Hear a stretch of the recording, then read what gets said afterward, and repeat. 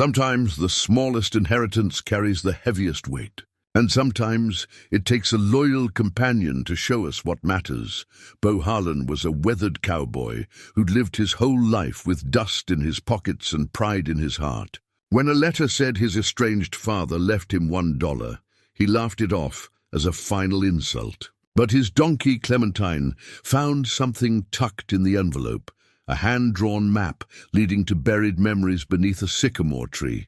What Beau discovered wasn't gold or land. It was far more valuable, letters filled with regret, a photograph, and his father's last attempt at redemption. Could $1 and a rusted tin box heal a lifetime of hurt? Before we jump back in, tell us where you're tuning in from. And if this story touches you, make sure you're subscribed, because tomorrow I've saved something extra special for you. The Montana sky stretched wide and endless over the crazy mountains, painted in shades of amber and gold as the sun began its slow descent. Beau Harlan stood at the fence line of the Triple Creek Ranch, one boot propped on the lower rail, watching the shadows lengthen across the valley floor. At 68 years old, he'd earned every line etched into his weathered face, every gray hair beneath his dusty Stetson, every ache that reminded him of decades spent working land that would never be his own. He rolled a stem of prairie grass between his calloused fingers, a habit from childhood he'd never quite shaken. The late September air carried the scent of sage and dried earth, mixed with the distant promise of winter.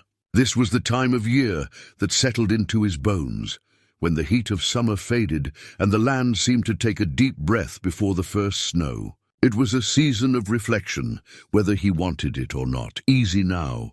"A girl," Beau murmured as Clementine ambled up beside him, her gray muzzle nudging his elbow with the persistence that had defined their 12 years together. The donkey was getting on in years herself, her coat showing more white than brown these days, but she moved with the same steady patience she'd always possessed. He scratched behind her ears, and she leaned into his hand with a contented sigh. Clementine had been more than a work animal. She'd been his companion through lean winters and lonely nights, the one constant in a life that had seen its share of changes. Beau had purchased her from a rancher in Livingston who'd been downsizing his operation. She'd been young then, barely more than a foal, with curious eyes and a stubborn streak that reminded him of himself. They'd understood each other from the start. "Time to head back," he told her, though she already knew. Clementine always knew. They walked together toward the small cabin Beau called home, set back from the main ranch house where the owners stayed when they visited from Billings. The cabin was modest, 2 rooms and a porch that sagged slightly on the left side, but it suited him fine. He'd never needed much: a roof that didn't leak, a stove that worked, and a bed where he could rest his head at night. Anything more seemed like excess. The inside of the cabin told the story of a man who'd lived simply and deliberately. A wood stove in the corner, its pipe snaking up through the ceiling. A narrow bed with a quilt his grandmother had made decades ago. The colors faded, but the stitching still strong. A small table with 2 chairs, though he rarely had company. Shelves lined with books, westerns mostly, some history, a few poetry collections he'd never admit to owning. And photographs, though not many. Beau Harlan wasn't a sentimental man, or so he told himself.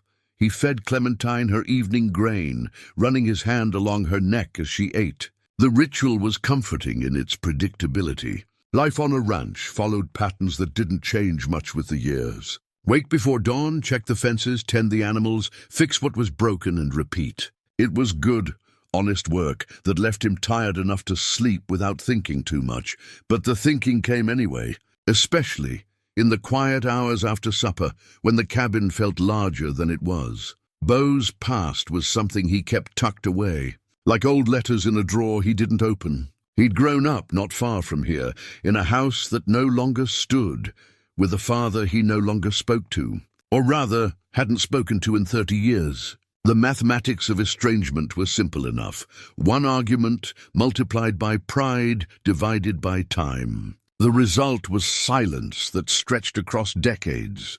He rarely allowed himself to dwell on those early years, but memories had a way of surfacing when you least expected them. The smell of coffee sometimes brought back mornings in his father's kitchen. The sound of a screen door slamming could transport him to summer evenings on a porch that existed only in his mind now. These fragments came unbidden, and he pushed them away just as quickly. The past was done, and he'd learned long ago that looking backward only made the present harder to bear. His mother had died when he was 8. Cancer had taken her in the space of a single autumn, leaving behind a father and son who didn't know how to talk to each other without her there to translate their silences. His father had retreated into himself, becoming distant and unreachable. Young Bo had interpreted this as abandonment, a belief that calcified into certainty as the years passed. By 18, Bo had had enough. He'd packed what little he owned into a duffel bag and left, throwing words at his father that he could still hear echoing in quiet moments. Words about not being wanted, about being a burden, about how leaving would make things easier for everyone. His father hadn't tried to stop him. That silence had felt like confirmation of everything Bo believed. He'd made his way, working ranches across Montana, Wyoming, and parts of Colorado. He was good with horses, better with mending fences, and best at keeping to himself. He'd never married, never settled in one place long enough to put down roots. The Triple Creek Ranch was the closest thing to permanent he'd managed in 50 years of drifting. Martha Hennessy would say he was hiding. She'd known him for 15 years now, ever since he'd started taking his Sunday breakfast at her diner in town. She ran the Bluebird Cafe with the kind of efficiency that came from decades of practice. And she had a way of reading people that made Bo uncomfortable in ways he couldn't quite articulate. "You're too young to give up on living," she told him once, setting down his coffee with more force than necessary. "I'm nearly 70. "Martha, that's young for giving up," she'd insisted, her blue eyes sharp beneath her silver hair. "You've got years left, Bo Harlan. Question is what you're going to do with them." He hadn't known how to answer that then, and he didn't know now. Tommy Reeves, the young ranch hand who worked the Triple Creek alongside Bo, thought he was wise. At 24, Tommy saw Bo's quiet ways as evidence of some deep understanding of life. Bo tried to disabuse him of this notion regularly, but the boy, and he was still a boy in Bo's eyes, persisted in asking questions about everything from how to read weather to how to know when a relationship was worth fighting for. "I'm not the one to ask about relationships," Bo had told him more than once. "But you've lived longer than me," Tommy would say, as if longevity automatically conferred wisdom. "Living long and living well are different things," Bo had replied. But Tommy just nodded like he'd said something profound. The truth was, Bo didn't feel wise. He felt tired in a way that had nothing to do with physical labor. He felt like a man who'd spent his life running from something he could never quite outpace, who'd chosen isolation as protection and convinced himself it was preference. He had Clementine, his books, his work, and the wide Montana sky. It was enough. It had to be enough. He told himself this on Tuesday morning, the 17th of September, as he walked into town to pick up supplies. The day started ordinary enough, cool and clear, with the aspens beginning their golden turn on the mountainside. He stopped at the feed store first, then the hardware shop where he picked up new hinges for Clementine's stall door. His last stop was the post office, a small brick building where Mrs. Patterson had been postmaster for longer than Bo had been alive. "Got something for you today." "Bo," she said, adjusting her glasses as she retrieved an envelope from the sorting cubbies behind the counter. "Came registered mail." Bo took the envelope, noting the return address immediately. Stillwell and Associates, Attorneys at Law, Billings, Montana. His chest tightened in a way that had nothing to do with his age. "Everything all right?" Mrs. Patterson asked, her concern genuine. "Fine," he managed, though his voice sounded distant to his own ears. "Just unexpected." He walked to the Bluebird without really seeing the street in front of him. The envelope felt heavier than it should, weighted with implications he wasn't ready to consider. Martha looked up as he entered, her smile fading when she saw his face.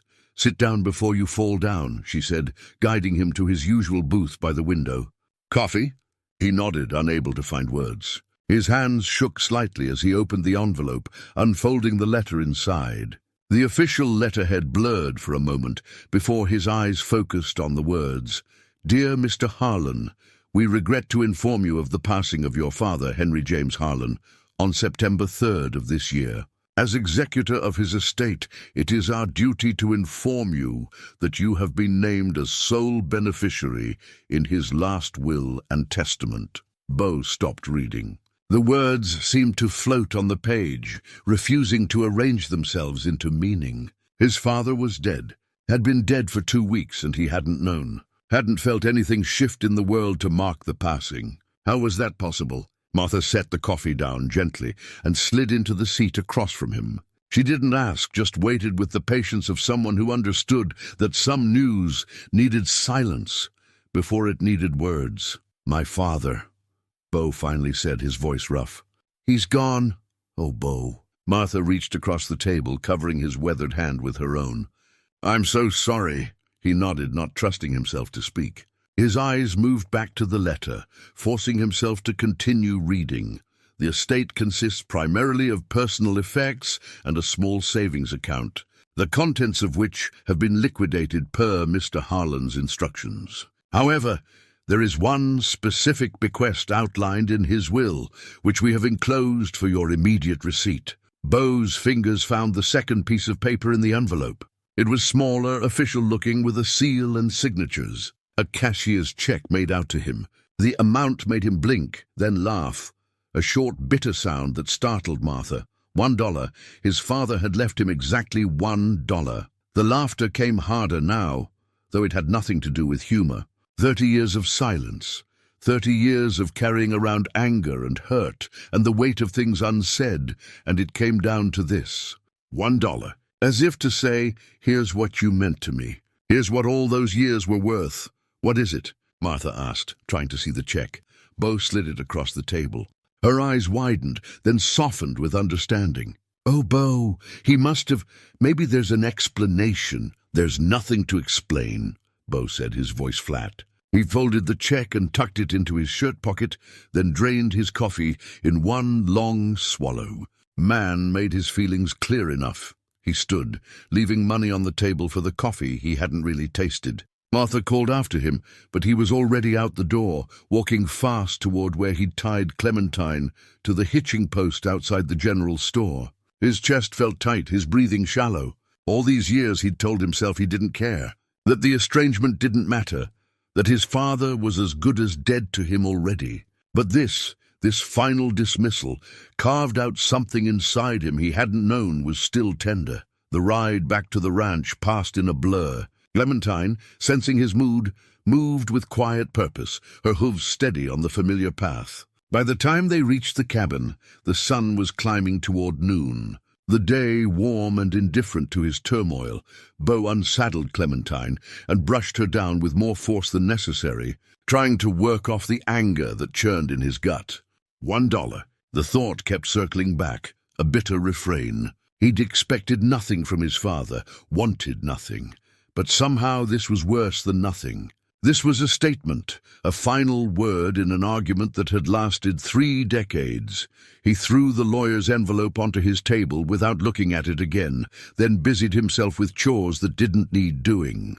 He cleaned tack that was already clean, reorganized tools that were already organized, chopped wood until his shoulders burned, and sweat soaked through his shirt despite the cooling air. But no amount of work could quiet his mind. As the sun began its descent and the shadows lengthened across the cabin floor, Bo finally allowed himself to stop. He sat heavily in his chair, bones aching, and stared at the envelope on the table. $1. His inheritance. His father's last word. Outside, Clementine nickered softly, a sound Bo had learned meant she wanted his attention. He ignored her, too wrapped up in his own thoughts to respond. But she was persistent, as always. The nickering continued, followed by the sound of her nosing at the cabin door. "Not now, girl," Bo called out. But Clementine had never been good at taking no for an answer. When he finally opened the door, she pushed past him into the cabin with the kind of boldness that would have made him smile on any other day. She went straight to the table, her grey nose investigating the envelope with single-minded determination. "Get out of there," Bo said without heat. But Clementine had already grabbed the corner of the envelope in her teeth, pulling it toward the edge of the table. Papers scattered as the envelope tipped over, the letter, the check, and something else. Something that caught the dying sunlight and held it, a piece of paper, folded small and tight. Hand-drawn lines in faded ink. Bo picked it up slowly, his hands steadier now. Though his heart had begun to race again, it was a map, and suddenly, everything he thought he understood about his father's last message shifted, like a door opening onto a room he didn't know existed. Bo stood frozen, the map trembling slightly in his hands. The paper was old, yellowed at the edges, and the ink had faded to a soft brown that spoke of years passing. But the lines were unmistakable, drawn in his father's careful, deliberate hand. He'd know that handwriting anywhere, even after 3 decades. Especially after 3 decades. Clementine watched him with her dark, patient eyes, as if she understood the significance of what she'd uncovered. Bo wanted to crumple the map, throw it in the stove, watch it burn along with whatever foolish hope it might kindle. Instead, he moved to the oil lamp on the table and turned up the flame, bathing the paper in warm light. The map showed a stretch of land he recognized immediately. The river bend, where Cottonwood Creek met the Boulder River, the old county road that wound through the valley. And there, marked with careful cross-hatching, a stand of trees. At the center of those trees, a single point marked with an X, the sycamore tree. The memory hit him like a fist to the chest. He was 7 years old, small enough that the grass came up to his waist, running through the meadow toward the river, where his father waited with fishing poles. The sycamore tree stood like a sentinel, its white bark brilliant in the summer sun, leaves rustling in the breeze off the water. His father had lifted him onto the lowest branch, steadying him until he found his balance, then climbing up beside him. "See that?" his father had said, pointing toward the mountains. "That's the Crazies. They look different from every angle, but from right here, they're perfect. Remember this spot, Bo. Some places hold magic if you know where to look." Bo shook his head, dispelling the memory. That was before his mother got sick. Before the silence moved into their house like a third presence, filling up all the spaces where words used to be. Before everything changed. He set the map down and paced the small cabin, his boots loud on the wooden floor. Clementine settled near the door, her presence somehow reassuring. What was his father trying to tell him? Why leave a map to a place they'd both known? A place that held nothing but memories Bo had spent 30 years trying to forget. The anger he'd felt earlier returned, but it was different now, more complicated, threaded through with something that felt dangerously close to curiosity. His father had drawn this map by hand, had folded it carefully, and placed it in that envelope alongside the $1. It wasn't random. It meant something, but what? Bo's mind drifted back to that final day, the day he'd left. He'd been 18, tall and angry, and so sure of everything. Summer was ending, and he'd been working the Johnson Ranch for 2 seasons, saving money, making plans. Plans that didn't include staying in a house where every room echoed with absence and unspoken grief. His father had been at the kitchen table when Bo came down with his duffel bag packed. Early morning light filtered through the window, catching dust motes in its beam. His father looked older than his years, his shoulders rounded, his hair more grey than Bo remembered. They'd been living in the same house but existing in different worlds for so long that looking at each other felt like seeing a stranger. "You're leaving then," his father had said. "Not a question, nothing here for me." Bo had stood in the doorway, unable to cross the threshold into the kitchen. Too much history there. Too many breakfasts with an empty chair. Too many silences that screamed louder than words. "Where will you go?" "Don't know." "Somewhere else." Bo had shifted the weight of the bag on his shoulder. "Somewhere that doesn't feel like a tomb." His father had flinched at that. Good, Bo had thought at the time. Let him hurt. Let him feel something. Bo... His father had started, then stopped. He'd stood up, taken a step forward, and for a moment Bo had thought maybe, finally, they'd find a way through the wall between them. But his father had just looked at him, his eyes holding something Bo couldn't name and didn't want to examine. "If you're going to leave, then leave," his father had said finally, his voice rough. "Don't drag it out." The words had landed like stones. Don't drag it out. As if Bo's staying was a burden, a prolonging of some painful, inevitable end. As if his father couldn't wait for him to be gone. "Never wanted me here anyway," Bo had said, and his father's face had gone pale. "That's not save it." Bo had turned away, unable to look at him anymore. "I get it. I remind you of her. Well, she reminded me of having a father who gave a damn, so I guess we're even." He'd walked out without looking back, got in his truck and drove until the house disappeared in the rearview mirror. He'd expected his father to call, to write, to do something. But the silence had continued, and Bo had taken that as confirmation of everything he'd believed. His father hadn't wanted him, had been relieved to see him go, had moved on with his life while Bo was out there working ranches and trying to outrun the hollow feeling in his chest. 30 years. 30 years of carrying that weight, of building a life around the certainty that he'd been unwanted. And now this, a map, a dollar, and questions he didn't want to ask. Bo picked up the map again, studying it more carefully. There were notations in the margins, numbers that might have been measurements or coordinates. Small details that showed care in the drawing. The bend of the river rendered with precision, the trees sketched with individual consideration. This wasn't something thrown together hastily.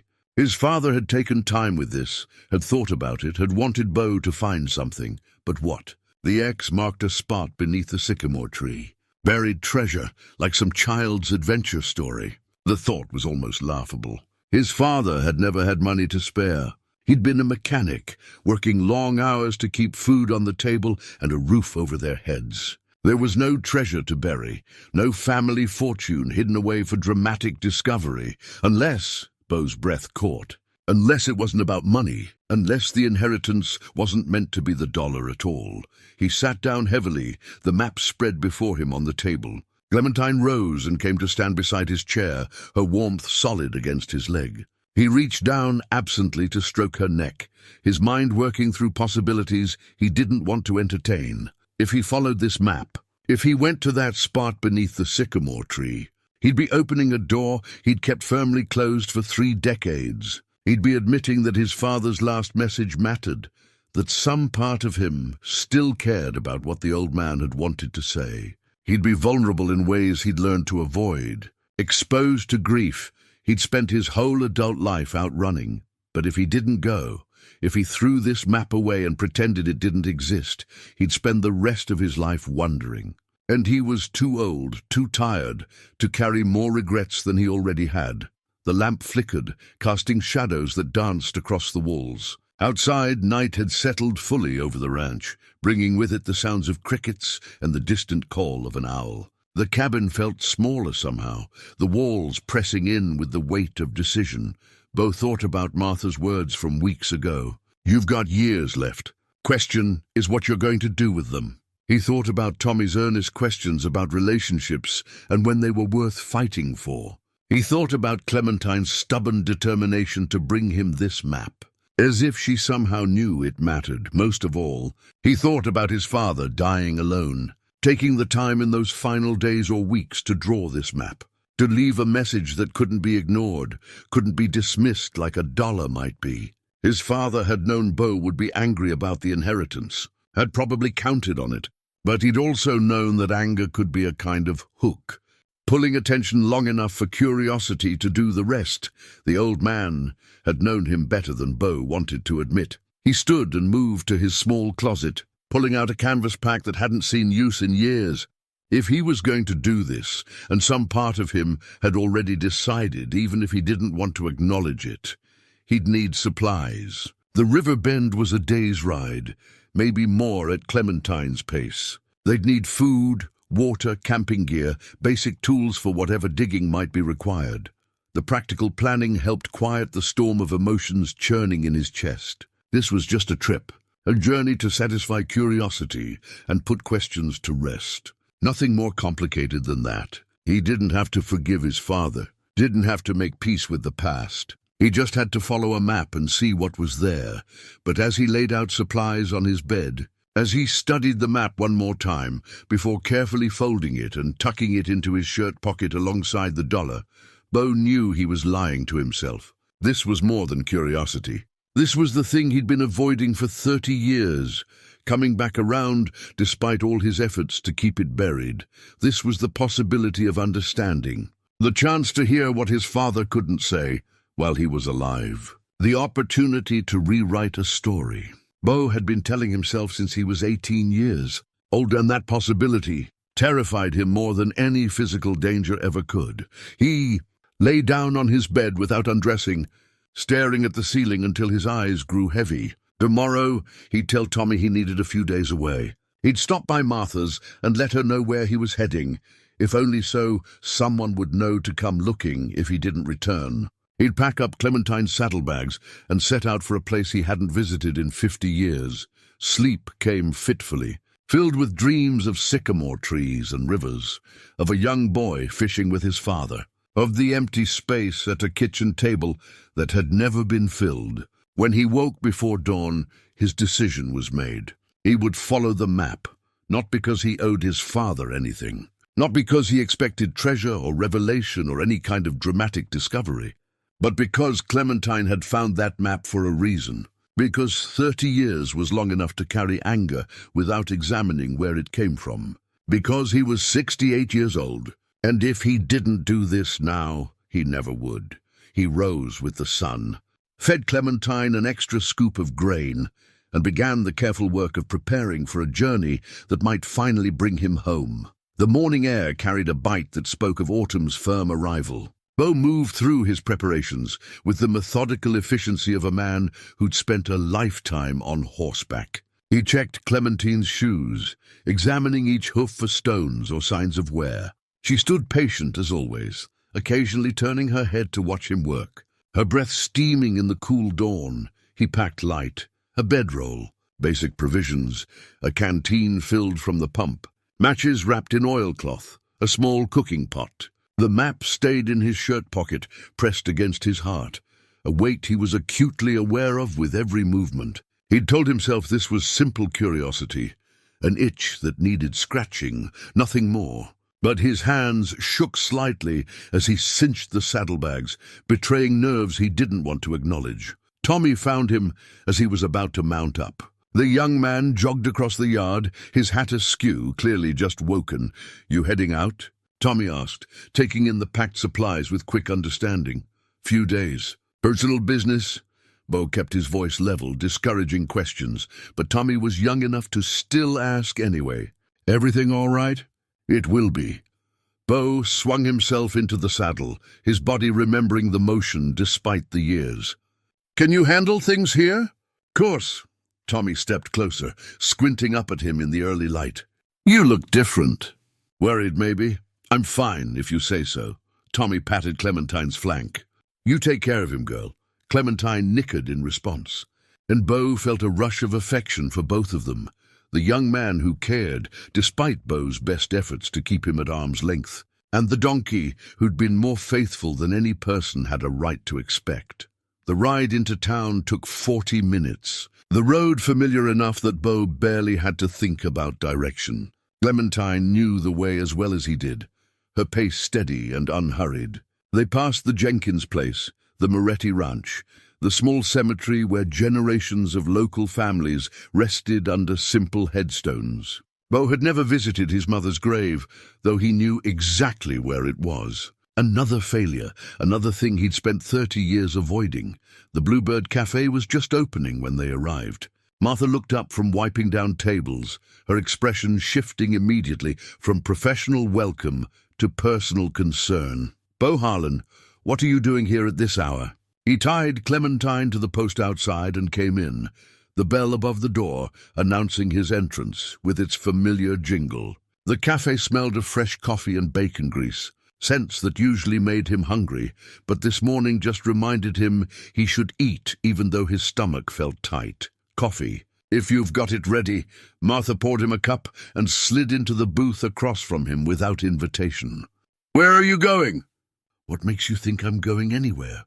She gestured at his clothes, the dust already on his boots, the way he sat like a man who wouldn't be staying long. I've known you 15 years, Beau. You're not good at hiding things from me. He wrapped his hands around the cup, letting the warmth seep into his palms. Got a map? From my father. Shows a place. Somewhere from when I was young. Thought I'd go see what's there. Martha's eyes widened slightly. A map? That's more than $1. Guess he had more to say than one number could express, and you're going to listen. Beau took a long drink of coffee, buying time. I'm going to look. Not the same as listening. Isn't it, though? Martha's voice was gentle, the way she got when she was trying to reach past his defenses. Beau, your father died 2 weeks ago. Maybe this is his way of what? Apologizing? Making amends? The bitterness in his voice surprised even him. 30 years, Martha. 30 years he had to reach out to say something, anything. And he leaves me a treasure map like I'm some kid playing pirates. Or maybe, Martha said quietly, he leaves you a path back to something you both lost. The words hung between them, too close to what Beau had been thinking in the dark hours of last night. He drained his coffee and stood, fishing coins from his pocket. I should go. It's a day's ride, maybe more. Martha stood too, reaching across the table to grip his arm. Be careful. Not just out there, in here. She touched her own chest over her heart. Sometimes what we find is harder to carry than what we bury. He nodded, not trusting his voice, and left before she could say more. The ride out of town felt different than the ride in. Each mile took him further from the familiar routines that structured his days and closer to something he couldn't name. The road wound through territory he'd known all his life, but seeing it now through the lens of this journey, everything looked slightly foreign. They passed the old schoolhouse where he'd learned to read and write. Its windows broken now, the yard overgrown with weeds. The building leaned slightly to one side, as if tired of standing. Beau remembered running across that yard during recess. Remembered his teacher, Mrs. Walsh, who'd smelled like lavender and chalk dust. Remembered the day his mother didn't show up to walk him home because she'd been too weak to leave her bed.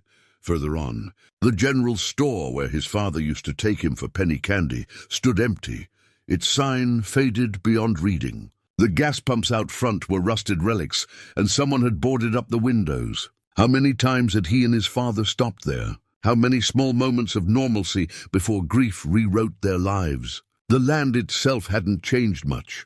Montana had a way of staying Montana, regardless of what happened to the people who moved across it.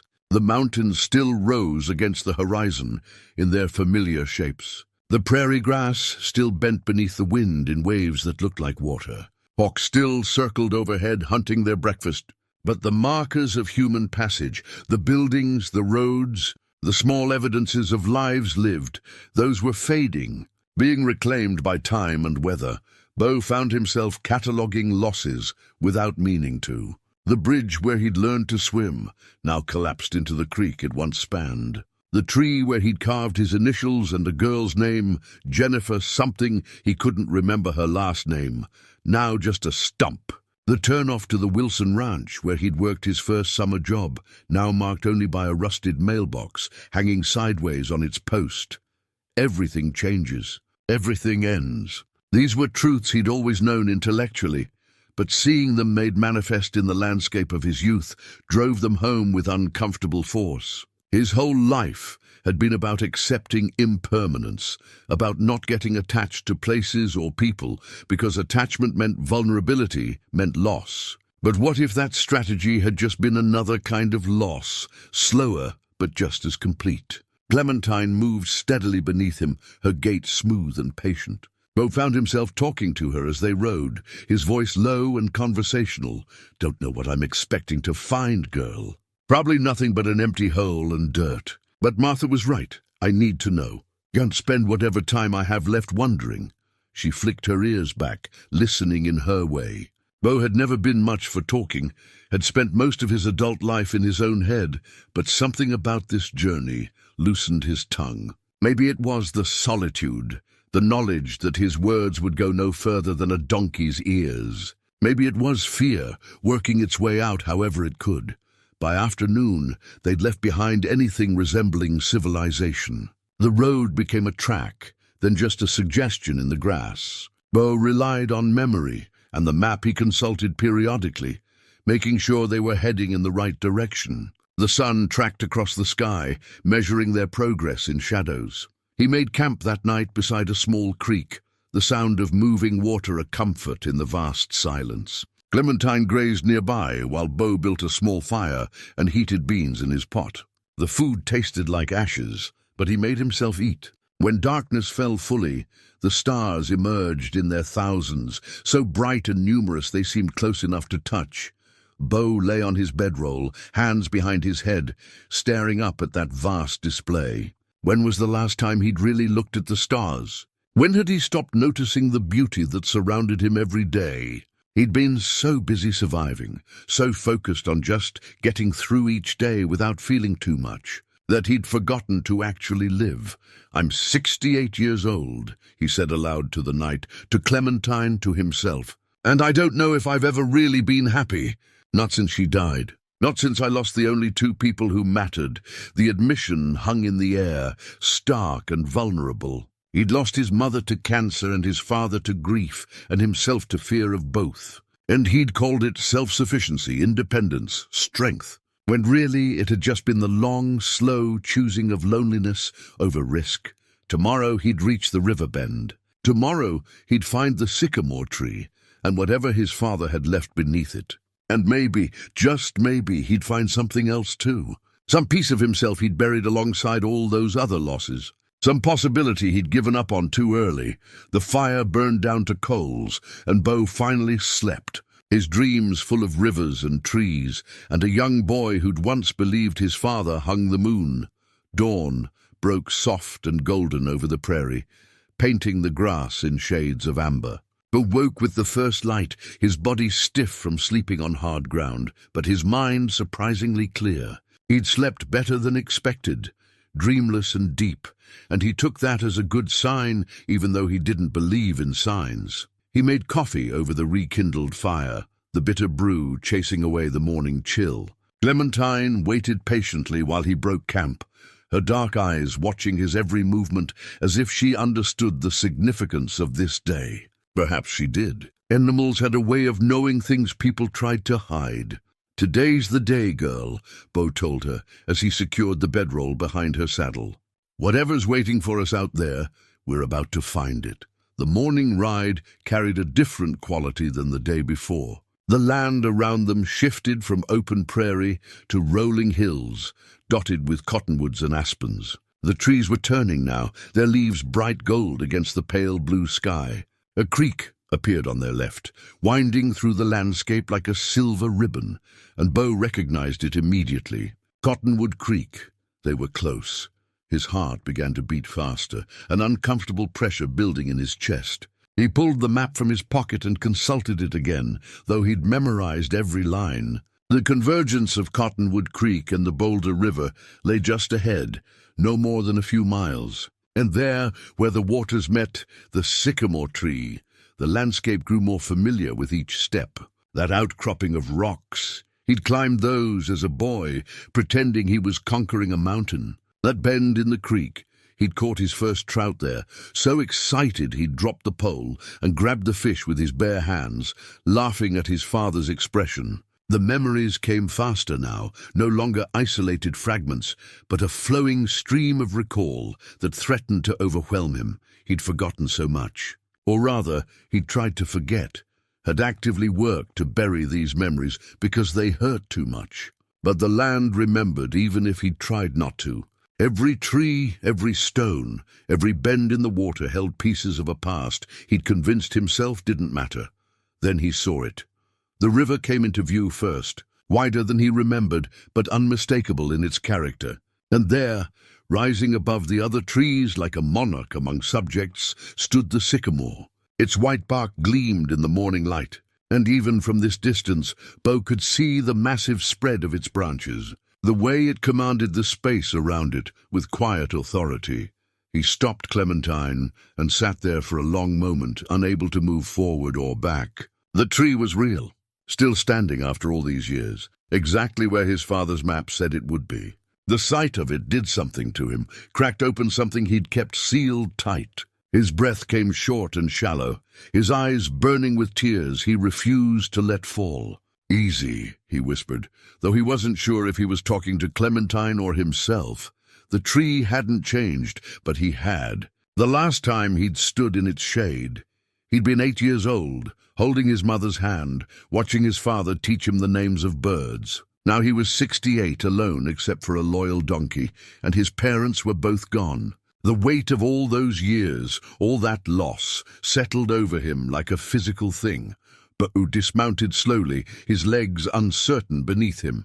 He left Clementine near the riverbank, where good grass grew, and walked the last 100 yards alone. Each step felt momentous, as if he was crossing more than just physical distance. The ground beneath his boots was soft from the creek's overflow, and the air smelled of water and earth and growing things. Up close, the sycamore was even more magnificent. Its trunk was easily 6 feet across, the bark peeling in patches to reveal fresh white beneath. The branches spread wide and generous, creating a canopy that dappled the ground with shifting patterns of light and shadow. He reached out and touched the bark, his palm flat against its surface, feeling the rough texture beneath his calloused hand. There, on the trunk, about 4 feet up, carvings worn smooth by time, but still visible. His fingers traced the letters, H+M, Henry and Margaret. His parents' initials carved when? Before he was born? During their courtship? The thought of his father, young and in love, taking the time to mark this tree, made Bo's throat tight. Lower down, another carving. BH, his own initials, put there on his 7th birthday.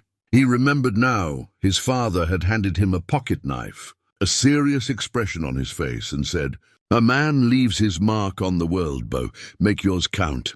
He'd carved those letters with great concentration, his small hand gripping the knife, his father's larger hand guiding his. When he'd finished, his father had ruffled his hair and said, "Now you're part of this place forever." Forever had turned out to be shorter than either of them expected. Bo walked around the tree slowly, taking inventory. The remnants of a rope swing hung from one of the higher branches. Just a frayed end now, but he remembered the board seat, remembered his mother pushing him while his father watched from a blanket spread on the grass. Her laughter had been like music, bright and joyful, and it had filled his world with light. When she died, the silence she left behind had been unbearable. He found other evidence of their presence. A flat stone where they'd spread picnic lunches, a fire ring, long cold, where his father had roasted fish they'd caught together. An old tin can half buried in the dirt, probably used for collecting worms or holding crickets. Each discovery was a small knife to the heart, cutting through the protective layers he'd built over the years. Finally, he consulted the map again. The X was marked on the north side of the tree, approximately 10 feet from the trunk. Bo paced it off, his boots sinking slightly in the soft earth. When he reached what he thought was the right spot, he stopped and looked around. Nothing obvious marked it, no stone or stick or sign that said, "Dig here," just earth and grass like any other patch of ground. But his father had marked it for a reason. Bo hesitated, his hands hanging at his sides, suddenly afraid. What if there was nothing? What if his father's map led to an empty hole, a joke carried past death? Or worse, what if there was something, but it wasn't what Bo needed? What if his father had left words of anger or blame, a final accounting of all Bo's failures as a son? Clementine nickered from where she grazed, as if sensing his doubt. The sound pulled him out of his spiral of fear. He'd come this far. He'd crossed half the state and 30 years of silence. He couldn't turn back now, not when he was so close. He knelt in the dirt, the earth cool and slightly damp beneath his knees. Started with his hands, pulling away grass and topsoil, working in an expanding circle. The physical labor helped, gave him something to focus on, besides the thundering of his heart. He'd brought a small folding shovel, and after clearing the surface, he used it to dig deeper, 6 inches down. Nothing. A foot. Nothing. He was beginning to think he had the wrong spot, that he'd measured wrong or misunderstood the map, when the shovel blade struck something solid. The sound rang out clearly, metal on metal. Bo froze, the shovel suspended in mid-swing. His breath caught in his chest.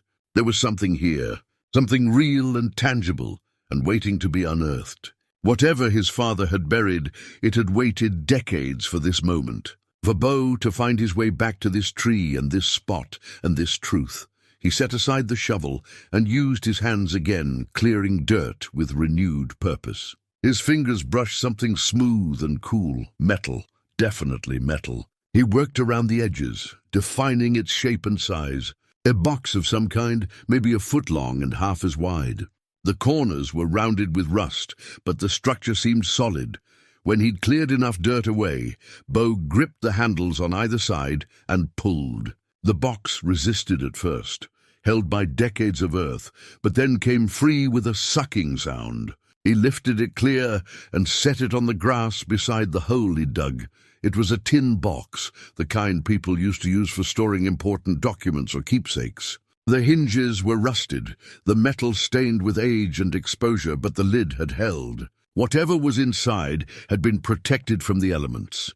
Bo sat back on his heels, staring at the box. His hands were filthy, caked with dirt, and he wiped them on his pants before reaching for the lid. This was it. Whatever message his father had left, whatever inheritance the $1 had been pointing toward, it was contained in this box. The sycamore tree rustled overhead, leaves whispering in the breeze off the river. Somewhere nearby, Clementine cropped grass with rhythmic contentment. A hawk called from high above, its cry sharp and lonely. And Bo Harlan, 68 years old and tired down to his bones, prepared to open a box his father had buried years ago, knowing that whatever he found inside would change everything he thought. He knew about the past 30 years of his life. His fingers found the edge of the lid and pulled. The hinges protested, with a groan that seemed to echo across the years. Bo pried the lid open slowly, afraid to damage whatever lay inside, afraid of what he'd see, afraid that his hands might shake so badly he'd drop the whole thing. The metal was rough beneath his fingers, pitted with rust and time, but it had done its job. It had kept secrets safe in the dark earth until the day someone came looking. The first thing he saw made his breath catch in his throat. A stack of envelopes, yellowed and brittle but still intact. Each one was addressed in his father's careful handwriting, Bo Harlan, followed by various addresses. The first few matched places Bo had worked in those early years. The Wilson Ranch, the R outside of Billings, the Keating spread near the Wyoming border. His father had known where he was, had tracked his movements, had written letters to these places, but none of them had been mailed. No stamps, no postmarks, no evidence that they'd ever traveled further than this tin box beneath the sycamore tree. His father had written them and kept them year after year, a paper trail of things he couldn't bring himself to send. Bo's hands trembled as he lifted the stack out carefully. 10 envelopes, maybe 12, each one dated in the upper right corner in pencil that had faded to gray. The oldest was dated September 1994, less than a month after Bo had left home.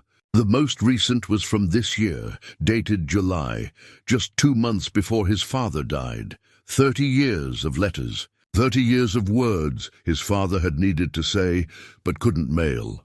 Beneath the letters, carefully wrapped in oilcloth, was a photograph. Bo unwrapped it, with the reverence usually reserved for sacred objects. The photo was old, the colors slightly faded, but the image was clear.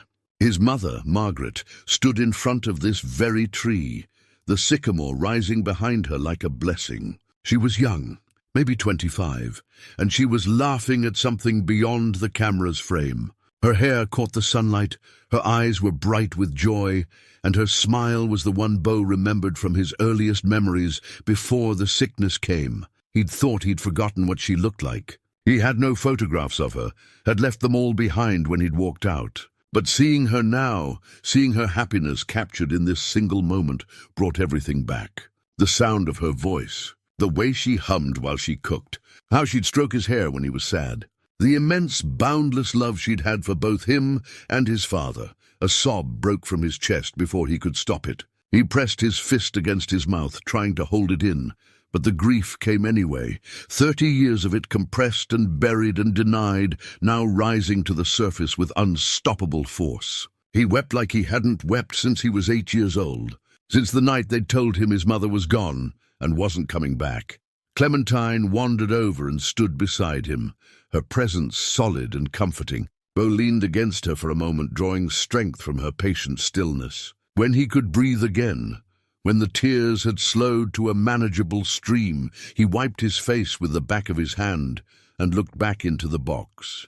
There were other items. A fishing lure, the kind his father had used to teach him to cast. The paint was chipped, the hooks dulled with rust, but Bo remembered the day they'd caught a 3-pound bass with this very lure, and how they'd both whooped with excitement, startling birds from the trees. A small wooden horse, crudely carved, but made with obvious care. He didn't remember this one. His father must have carved it later, maybe as a reminder, maybe as a way of keeping Bo close when he was far away. A ribbon, faded blue, the kind given out at school for spelling bees and math competitions. Bo had won several of these in his time, bringing them home with pride. His father had always displayed them on the refrigerator, held by magnets shaped like the letters of the alphabet. After Bo left, he'd taken this one, kept it safe. At the bottom of the box, a small leather journal, its pages swollen with moisture that had seeped in despite the oilcloth protection. Bo lifted it out carefully and opened to the first page. His father's handwriting, neater than usual, as if he'd been taking great care. For Bo, it read. If he ever comes looking, the words hit him like a physical blow. His father had known he might come, had hoped he would come, had prepared this box not as a message to be delivered, but as a message to be found, someday, somehow, if Bo could ever find his way past his anger and pride.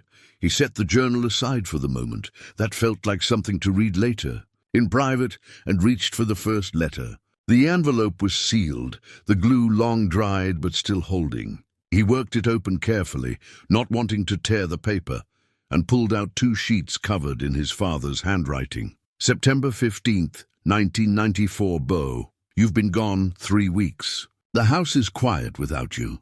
Too quiet. I keep expecting to hear your footsteps on the stairs, your voice calling for supper, but there's only silence now. I don't blame you for leaving. You were right about so much of what you said. I did disappear after your mother died. I couldn't face you, couldn't face how much you looked like her, how your eyes were her eyes, and your smile was her smile. Every time I looked at you, I saw her, and the grief would hit me all over again. So I stopped looking. I went to work and came home and sat in silence, and I let you grow up alone when you needed me most. I'm writing this letter knowing I probably won't send it. I don't know how to bridge the distance between us. I don't know how to say I'm sorry when sorry feels like such a small word for such a big failure. But I need you to know, even if you never read this, that I love you. I've always loved you, even when I couldn't show it, even when I couldn't be the father you deserved. You were the most important thing in my life. I'm not good with words. Never have been. I'm better with my hands, with fixing things, with work. But some things can't be fixed with a wrench or a hammer.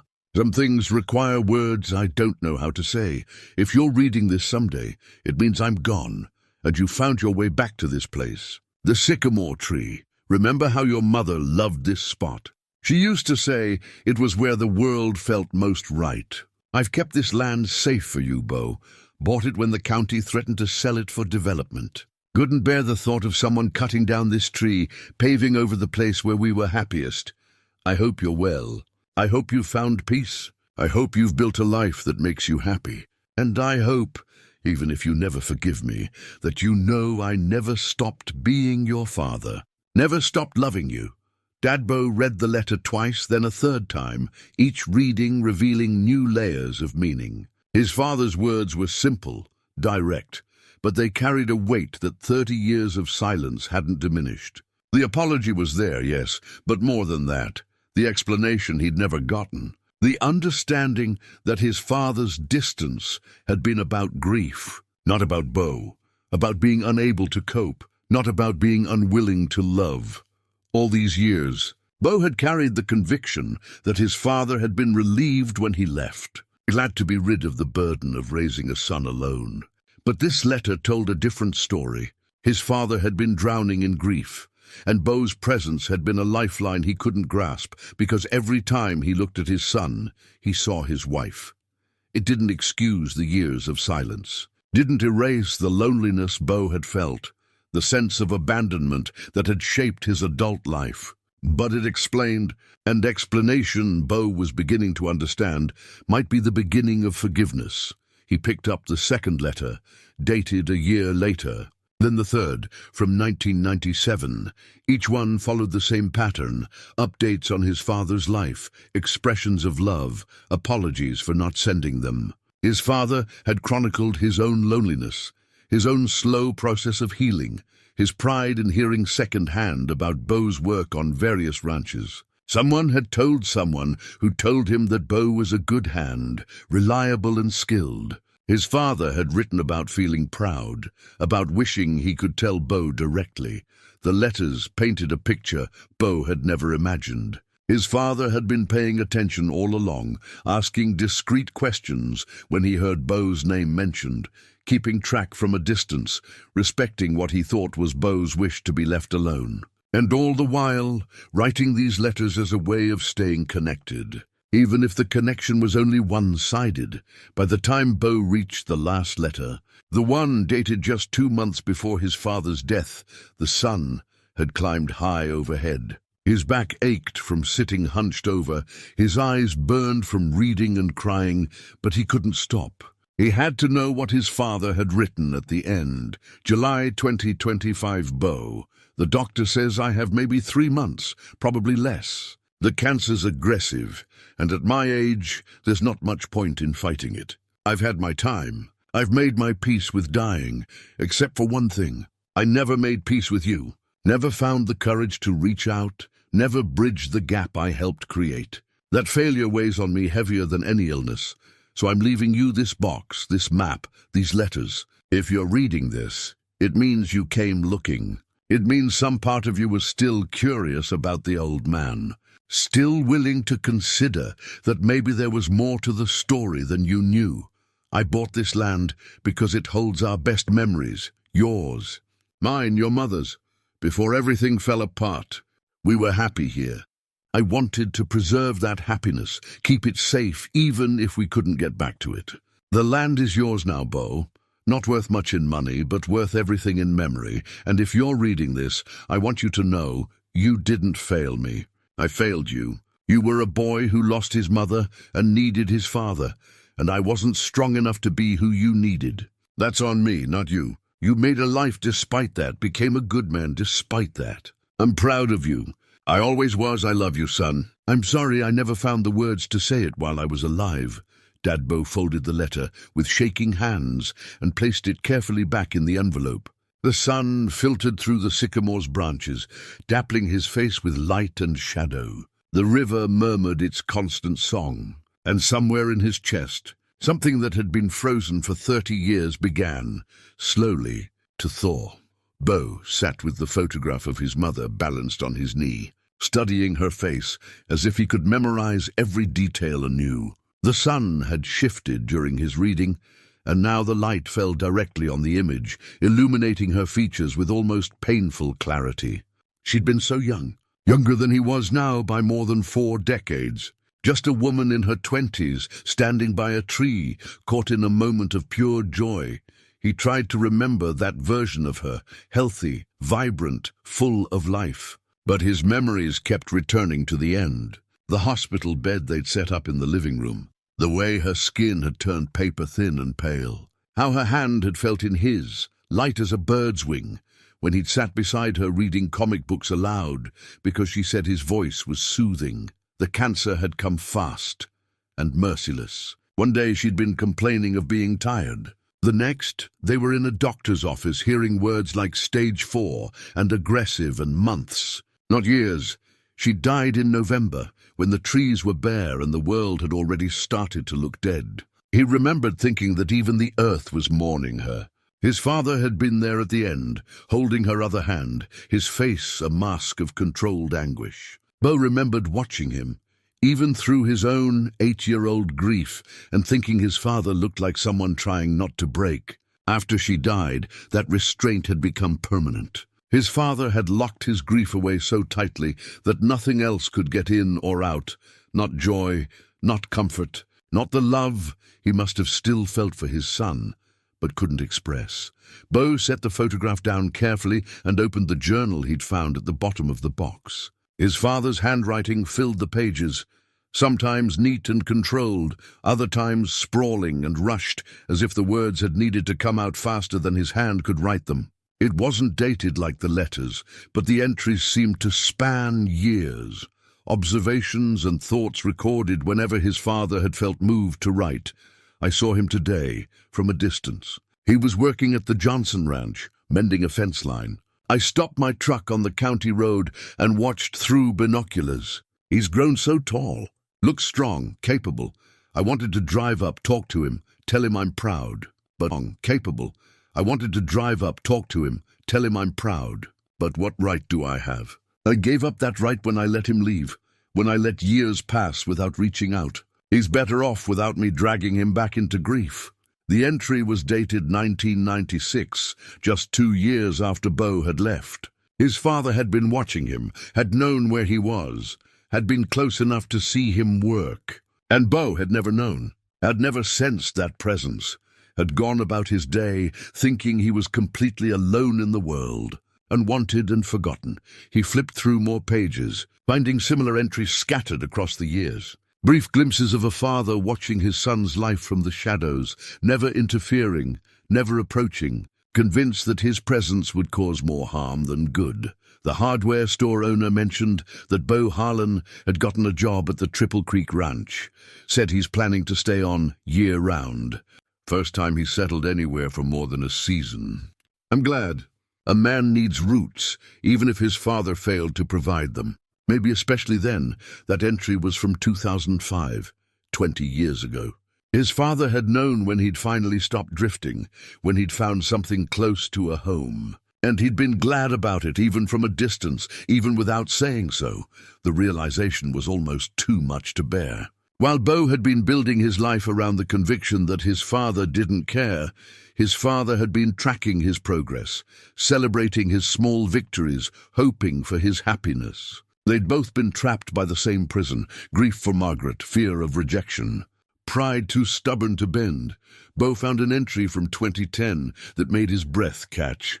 I drove to the Triple Creek today, sat in the parking lot of the ranch for 2 hours, working up the courage to knock on his door. I had a speech prepared. I'm sorry. I love you. I was wrong. Can we try again? Simple words, but they felt like mountains. In the end, I drove away. He's built a life without me.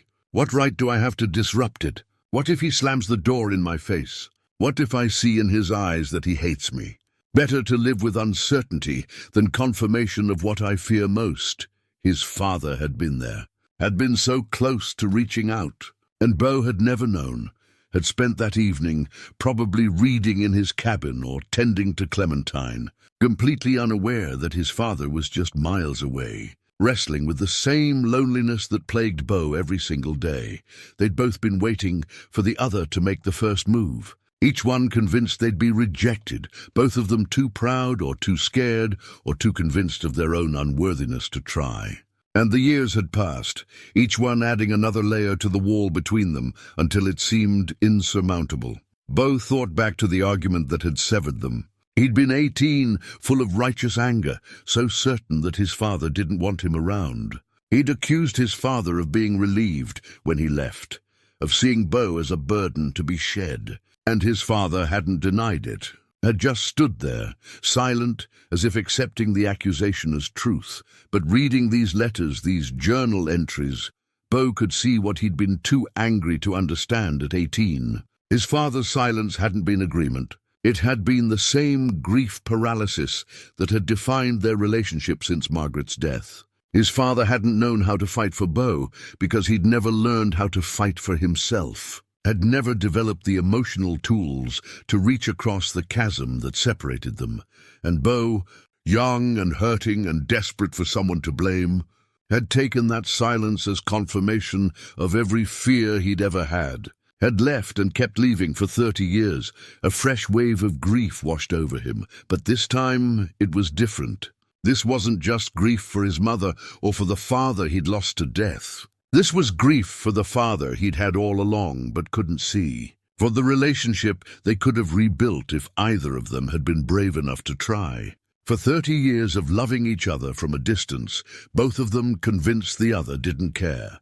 The waste of it was staggering. All that time, all those years they could have had together, gone because neither of them could find the words to bridge a gap that, in hindsight, wasn't as wide as it had seemed.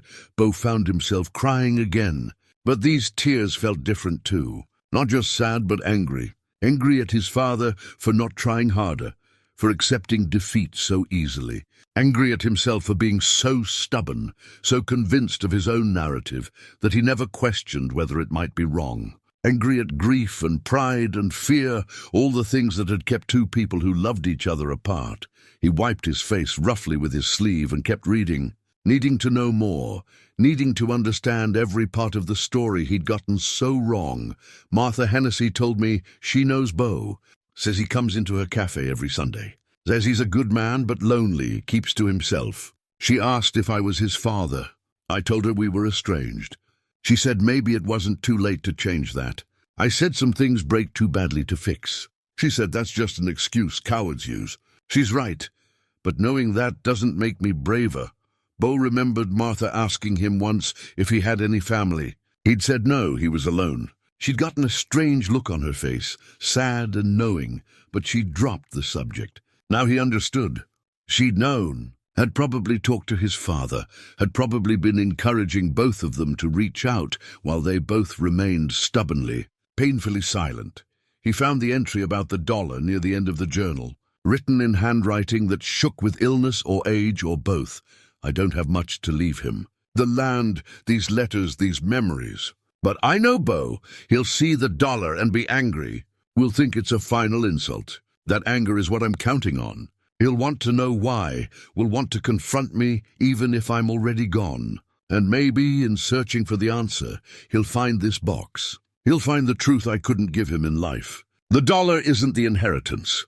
It's the key to finding what really matters. The truth that I loved him. The proof that I never stopped being his father, even when I failed at showing it. Bo closed the journal and pressed it against his chest, his eyes shut tight. His father had known him well enough to predict his reaction, to use that anger as a tool to lead him here. It was manipulative in a way, but it was also desperately hopeful. A final gambit from a dying man who'd run out of time and courage in equal measure. The sun was beginning its descent toward the horizon when Bo finally stood, his legs stiff from sitting so long in one position. Clementine raised her head from grazing and watched him with her patient eyes as he gathered the letters and journal carefully, placing them back in the tin box. The photograph of his mother he kept out, holding it up to compare with his memories of this place. She'd stood right about there, he thought, positioning himself where the photographer must have stood. His father, probably. Taking a picture of the woman he loved in the place they both loved. And that tree, the sycamore that still stood witness, had been young then, but already magnificent. We were happy here once, Bo said aloud, testing the words. They felt true in a way that surprised him. Before his mother's death, before the grief that swallowed them both, they had been happy. That happiness had existed, was real, wasn't diminished by what came after. And his father had spent the last decades of his life protecting this place, preserving that happiness like a pressed flower in a book, keeping it safe for the day Bo might return to remember. The inheritance wasn't the land, or the letters, or even the truth, though all of those mattered. The inheritance was permission to remember joy alongside pain, permission to hold both truths at once, that he'd been loved and that love had struggled to find expression, that his father had failed him in crucial ways but never stopped being his father, that 30 years had been wasted, but the time before hadn't been. Bo packed up the tin box carefully, securing it in Clementine's saddlebag where it would be protected for the journey back. But before mounting up, he walked back to the sycamore tree one more time. placed his hand on the bark where his fathers had rested countless times, where his mother had leaned laughing in that photograph, where his own small hand had carved initials that would outlive him. "I understand now," he said to the tree, to his father, to the ghosts of memory that haunted this place. "I understand, and I forgive you. I forgive us both." The words lifted something from his shoulders, a weight he'd carried so long he'd forgotten it was there. Not all the grief, that would take time, maybe the rest of his life, but the bitterness, the conviction that he'd been unwanted, the lie he'd been telling himself that had shaped everything he'd become. He was 68 years old, and he was finally learning the truth. His father had loved him, had been broken by grief, but never stopped loving him. And that knowledge, painful as it was in its lateness, changed everything. Bo was about to close the tin box when his fingers brushed against something he'd missed, a stiff edge of paper tucked beneath where the journal had rested. He pulled it out carefully, unfolding what turned out to be a legal document, the heavy paper still crisp despite its time in the earth. Property deed. The header read in formal script. Boulder County, Montana. His eyes scanned the document, his brain struggling to process what he was seeing. The legal description of the land, 40 acres encompassing the river bend, the sycamore tree, and the surrounding meadow. The seller, Boulder County Land Trust. The buyer, Henry James Harlan. The date of purchase made Bo's breath catch, June 15th, 1993, 32 years ago. Before Bo had left, before the final argument, before everything fell apart, his hands shook as he read more carefully. The purchase price, $28,000. For his father, who'd been a mechanic at Henderson's garage, that would have been an enormous sum. Nearly a year's wages, maybe more. Bo's mind raced backward, remembering. That was the summer his father had started taking extra jobs, working Saturdays and some Sundays. Bo had been 17, resenting the additional absences, feeling even more abandoned, but his father hadn't been avoiding him. He'd been working himself ragged to buy this land. A letter was attached to the deed with a rusty paperclip. The paper was newer than the others, written in his father's shakier late-life handwriting, dated just 2 months before his death. "Bo, if you've found the deed, then you know. I bought this land the year before you left. The county was going to sell it to developers who wanted to put in vacation homes. They were going to cut down the sycamore, pave the riverbank, turn this place into something unrecognizable. I couldn't let that happen. This place held our best memories, the three of us, before the cancer, before everything went wrong. Your mother loved it here more than anywhere else in the world. She used to say this tree was magic, that it held onto happiness and gave it back to anyone who knew how to listen. I know I failed you in 1,000 ways. I couldn't give you the father you needed after she died. Couldn't find my way through the grief to reach you on the other side. But I could do this one thing. I could keep this place safe. Keep these memories preserved, like keeping a piece of her alive. I worked extra shifts for 2 years to pay for it. Then I worked to pay the property taxes every year after. It wasn't a burden, it was a purpose, a way of honoring her memory and protecting something for you. Even if you never knew about it, I couldn't give you much. Bo, couldn't give you the emotional support you needed. Couldn't give you the father-son relationship other kids had. But I could give you this. I could make sure that when you were ready, if you were ever ready, you could come back to this place and remember what it was like to be happy. The land is yours now. The deed transfers automatically upon my death. Do whatever you want with it. Sell it if you need the money. Develop it if you want. Or keep it wild and beautiful like your mother would have wanted. It's yours. It always was. Dadbo read the letter twice, his vision blurring with tears. All those extra hours his father had worked. All those Saturdays Bo had spent alone, feeling abandoned. His father had been sacrificing for this, had been protecting a piece of their shared history while Bo was busy building resentment.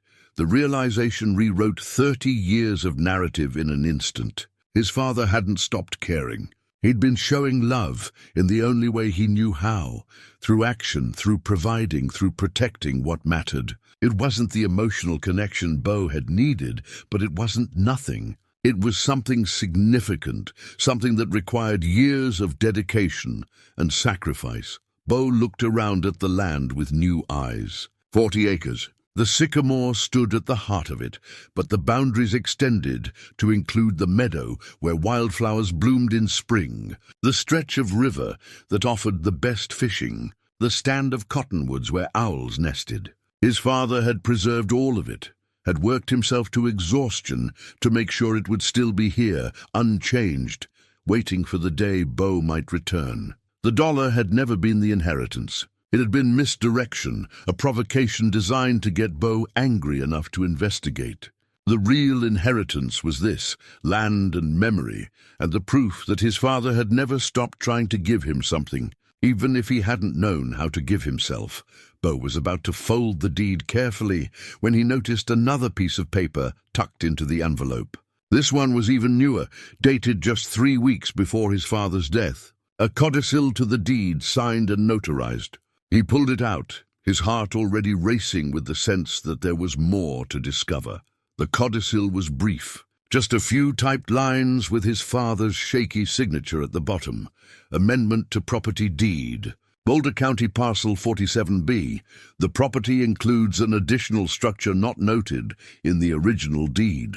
A cabin, approximately 900 square feet, located 1.7 miles northeast of the sycamore tree on this parcel. The cabin and all its contents are bequeathed to Bo Harlan along with the land. Bo's hands went still. A cabin. His father had a cabin on this property. He flipped the original map over, his pulse pounding in his ears. There on the back was another drawing, rougher than the front, as if added quickly or recently. It showed the same stretch of land, but extended further northeast. A dotted line led from the sycamore tree to a small square, marked with another X. Beside it, in his father's handwriting, home. His father had lived here, had built or bought a cabin on this land, had been here all along. Not 30 miles away in the town, Bo thought he'd never left, but right here. Less than 2 miles from where Bo stood, the implications crashed over him like a wave. His father had spent his final years, maybe his final decades, living on this property, living close to the memories of his wife, close to the place where they'd been happy, living close to where Bo might someday return, should he ever choose to follow the map, watching over this place, waiting. Bo sank down onto the grass, his legs unable to hold him. How many times had his father stood at that cabin, looking toward town where Bo worked? How many evenings had he sat on whatever porch or steps the cabin had, wondering if this would be the day Bo decided to reach out? How many years had he lived in hope and silence, so close yet maintaining that distance out of fear or respect or misguided nobility? "You were here," Bo said aloud, his voice cracking. "All this time, you were here." Clementine came over and nuzzled his shoulder gently, her warm breath a comfort. Bo leaned into her, drawing strength from her solid presence. The world had tilted again, the story he thought he understood rewriting itself with each new discovery. His father hadn't moved on, hadn't built a new life somewhere else, free of the burden of a son who reminded him of grief. He'd come here, to the place that held their best memories, and he'd stayed, creating a life that honored his wife, that protected what they'd shared, that kept him close, geographically if not emotionally, to the son he'd never stopped loving. The cabin couldn't be far. The map showed a clear path through the trees, following the creek upstream. Bo could probably walk there in an hour, less if he rode Clementine. His father's home, the place where he'd spent his final days, where he'd drawn this map and written that last letter, where he'd made peace with dying, but not with the estrangement from his son.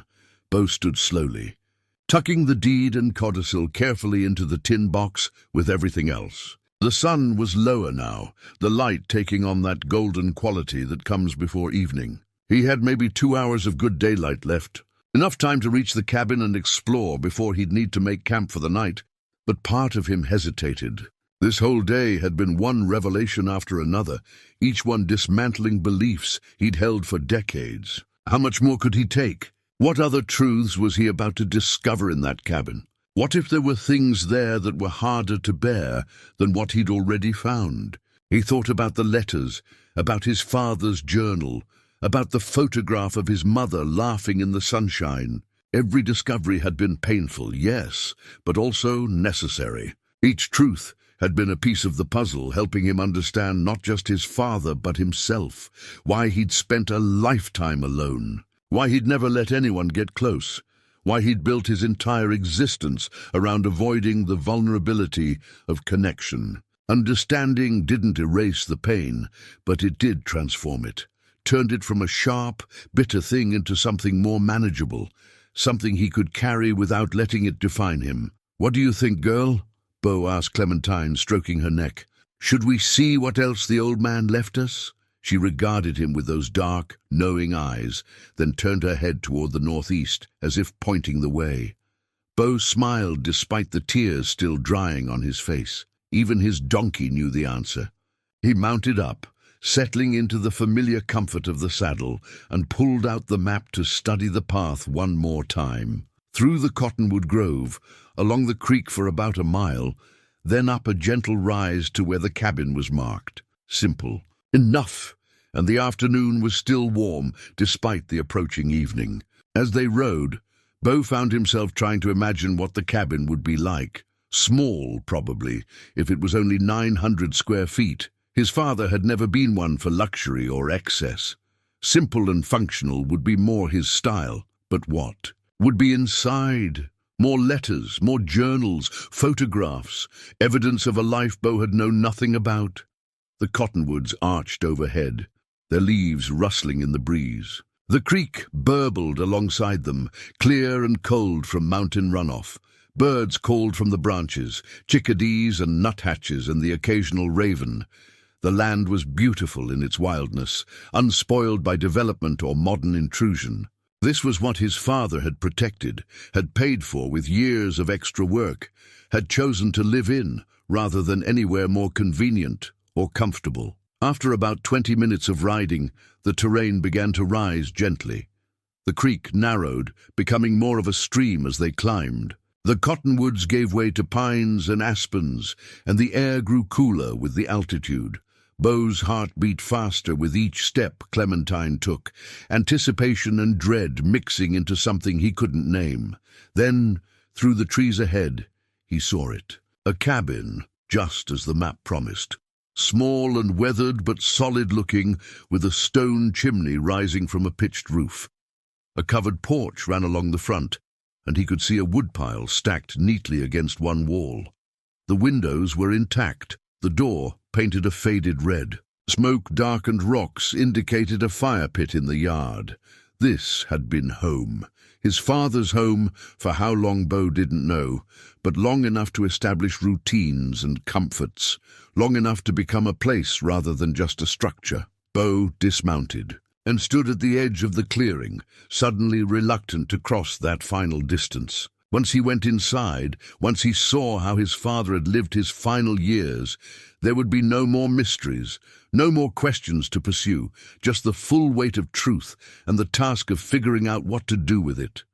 Clementine nickered softly, nudging his back. "Forward," she seemed to say. "Always forward." Bo took a deep breath, squared his shoulders, and walked toward the cabin, toward the last piece of his father's story, toward whatever truth waited inside. The cabin door wasn't locked. Bo found a key, hanging from a nail beside the frame, but when he tried the handle, it turned easily. His father had never worried much about security out here. Who would come this far into the wilderness to cause trouble? The hinges creaked as Bo pushed the door open, and he stepped into the dimness of the interior. The smell hit him first. Wood smoke. And coffee, old paper and pine soap, the particular scent of a place where someone had lived alone for a long time. It smelled like his father, that combination of practical things and quiet solitude that Bo remembered from childhood. He stood in the doorway for a long moment, letting his eyes adjust. Light filtered through the windows, dust motes dancing in the beams. The cabin was simple but well-maintained. A main room that served as kitchen and living area, a bedroom visible through an open door, and what looked like a small bathroom beyond that. wood plank floors, bare except for a braided rag rug near the wood stove. Simple furniture, all of it sturdy and functional. Bo moved inside slowly, feeling like an intruder, despite the deed in his saddlebag that said this was his now. This had been his father's private world, the life he'd built in solitude, and Bo was trespassing on it even with permission. The kitchen area was neat, dishes washed and stacked, a coffee maker on the counter beside a tin of grounds. The table was small, just room enough for one, with a single chair tucked underneath.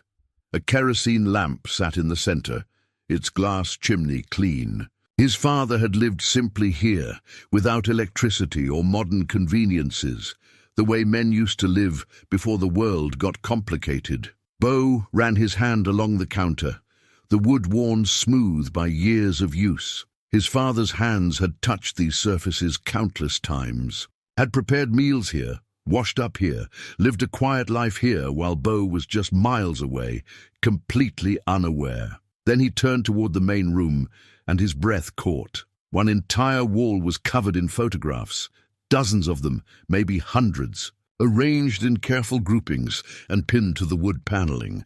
Bo moved closer, his heart hammering, and began to take in what he was seeing, pictures of himself, recent pictures from the last few years. Bo working at the Triple Creek, mending fence, leading a horse, standing with Tommy and laughing at something.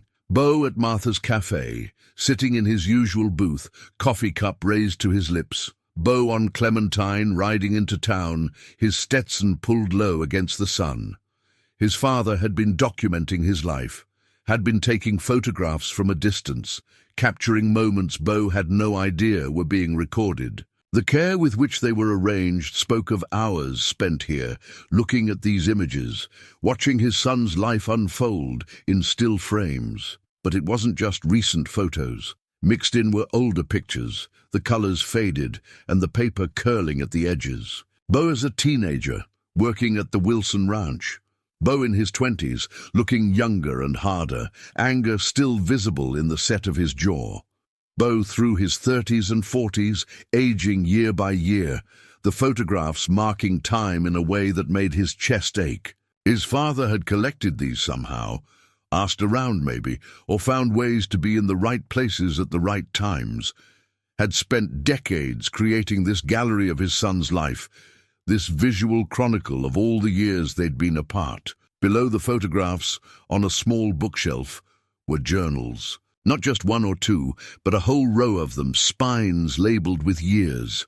1994-2000, 2001-2007, 2008-2015, 2016 to 2025. His father had been keeping records, writing about Bo's life as he observed it from afar, creating a parallel narrative to the one Bo had been living. Bo's hands shook as he pulled down the most recent journal, the one that covered the last decade. He opened it at random and found entries that made his throat tight. March 2023. Saw Bo at the feed store today. He looked tired, older than last time. I wanted to go to him, say something, anything, but I lost my nerve again. 29 years of silence between us, and I still can't find the words to break it. What kind of coward am I? Martha is right. I'm running out of time to make this right. June 2023. Bo's donkey is named Clementine. I heard him call her that at the post office. Margaret would have loved that name. She always said when we had a daughter we should name her Clementine. We never got that chance. Nice that Bo gave it to something he clearly loves. The way he was, with that animal, patient and gentle, that's how I should have been with him.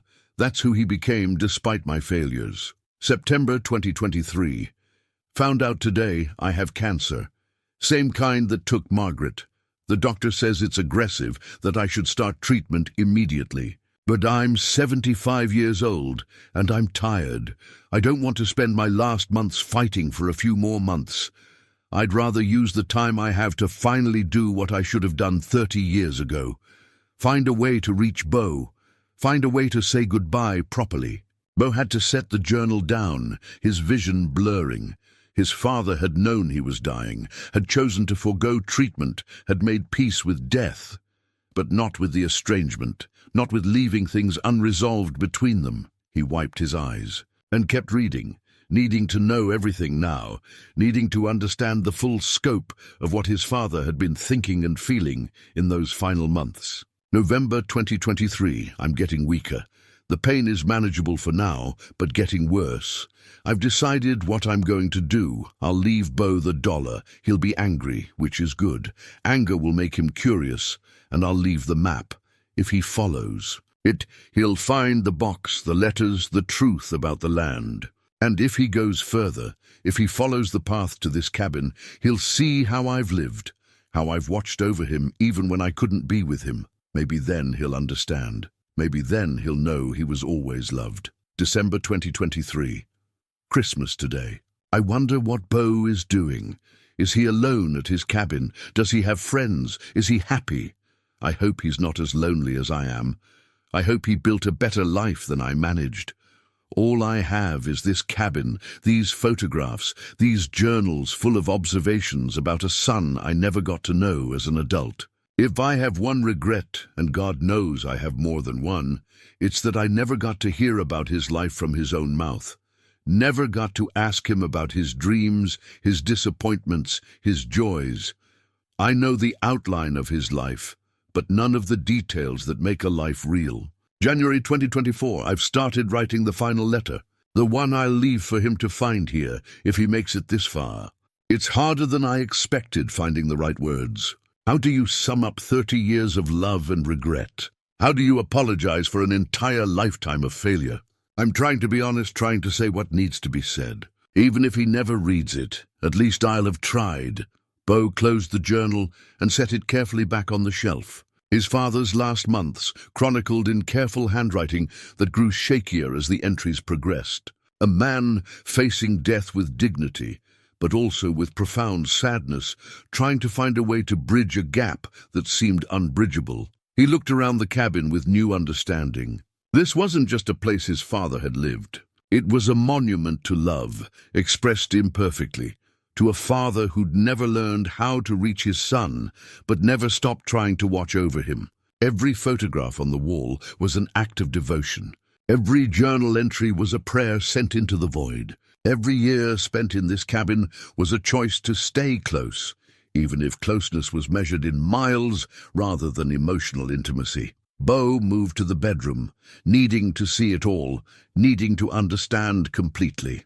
The bed was neatly made, a quilt folded at the foot, one he recognized from his childhood home. A nightstand held a reading lamp, a Bible, and a photograph in a simple frame. Bo picked it up and felt his heart break all over again. It was a picture of the three of them.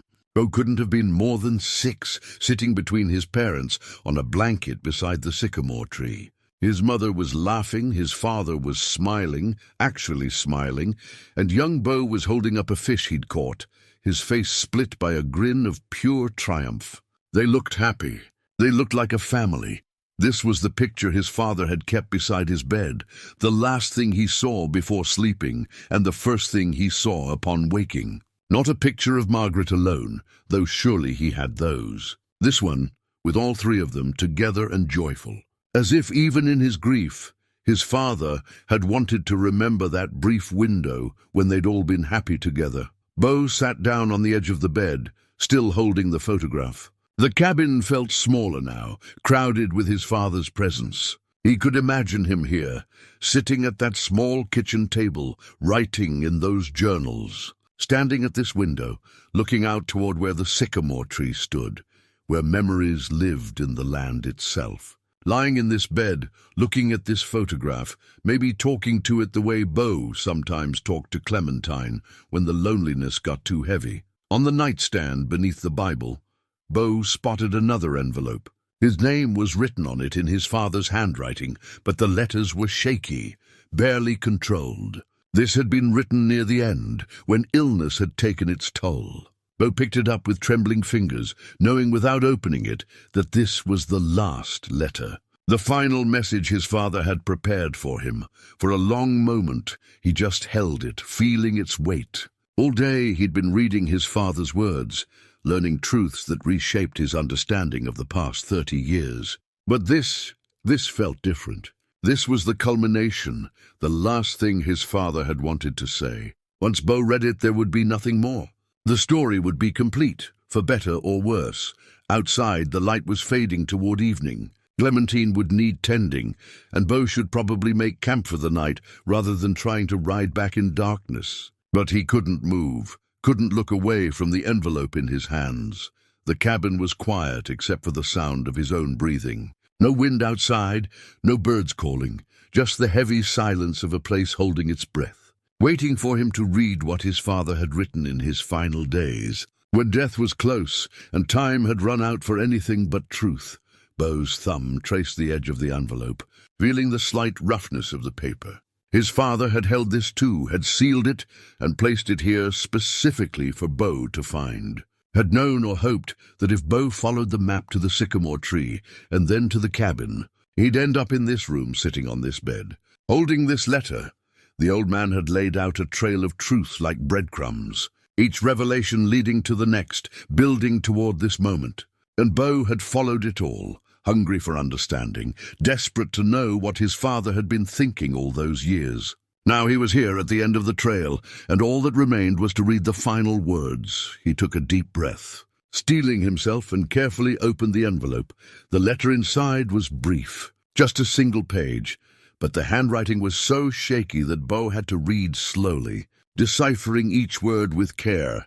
August 2025, dear Bo. If you're reading this, you followed the map all the way here. That means more to me than you'll ever know. It means some part of you still cares enough to look for answers. Or maybe you're just stubborn enough to need to know the whole story. Either way, I'm grateful. The doctor says I have weeks, not months. The pain is bad now, but I'm making my peace with it. I'm ready to go. I've lived my life such as it was. But I'm not ready to go without trying one last time to reach you. I failed you, Bo. Not just after your mother died, though that was my biggest failure. I failed you every day for 30 years after you left. I could have reached out, should have reached out, but I was afraid. Afraid you'd reject me. Afraid I'd see in your eyes that you hated me. So I did the coward's thing. I watched from a distance and told myself that was enough. It wasn't enough. I see that now, when it's too late to do anything but write these words and hope you find them. I want you to know that I was proud of you every single day. Proud of the man you became, despite having a father who couldn't find his way through his own grief to be there for you. You built a good life. You're kind to people. You work hard. You take care of that donkey like she's family, and that tells me everything about who you are. Your mother would have been proud too. She loved you so much, Bo. In those last weeks, when she was too weak to do much else, she'd talk about you. About the man she hoped you'd become. She made me promise I'd take care of you, be there for you, help you grow up right. I promised her I would. I broke that promise.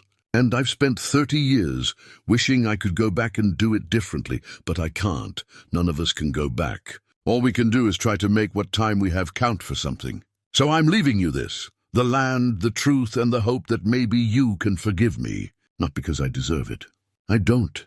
But because you deserve peace, and carrying anger is heavy work. I love you, son. I have always loved you, even in the silence, even in the distance, even when I failed at showing it. That love never wavered, never diminished, never stopped being the most important thing in my life. I'm sorry I never found the courage to tell you that while I was alive. I'm sorry for all the years we lost. I'm sorry for being the father I was, instead of the father you needed. If there's anything after this life, I'll be watching over you still.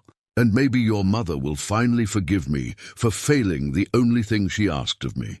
Be happy, Bo. Build a life that matters. Don't make my mistakes. Don't let pride or fear keep you from the people you love.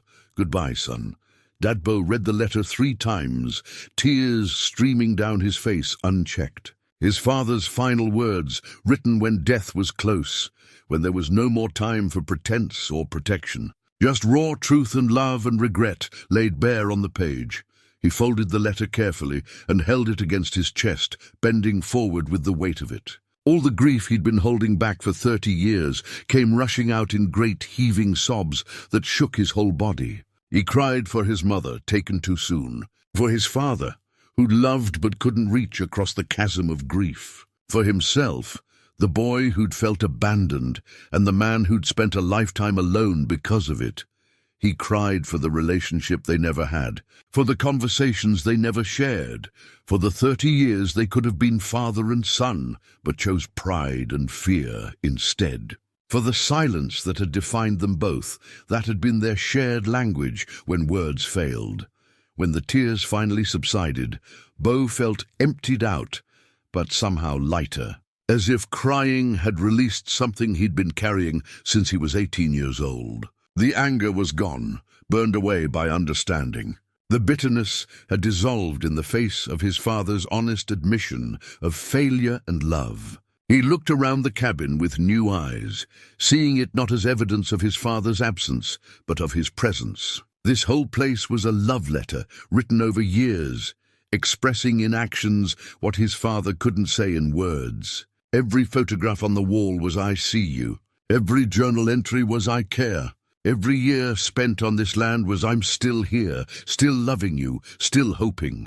Bo stood and walked back to the main room, his legs unsteady. He moved to a small chest he'd noticed earlier, wooden and well-made, sitting beneath the window. He opened it slowly, finding more of his father's things, clothes, work gloves, a few tools. But at the bottom, wrapped in cloth, was something that made his breath stop, a wooden horse. Small enough to fit in his palm, carved from maple with careful detail. The mane and tail were etched in fine lines, the legs strong and straight, the head held proud.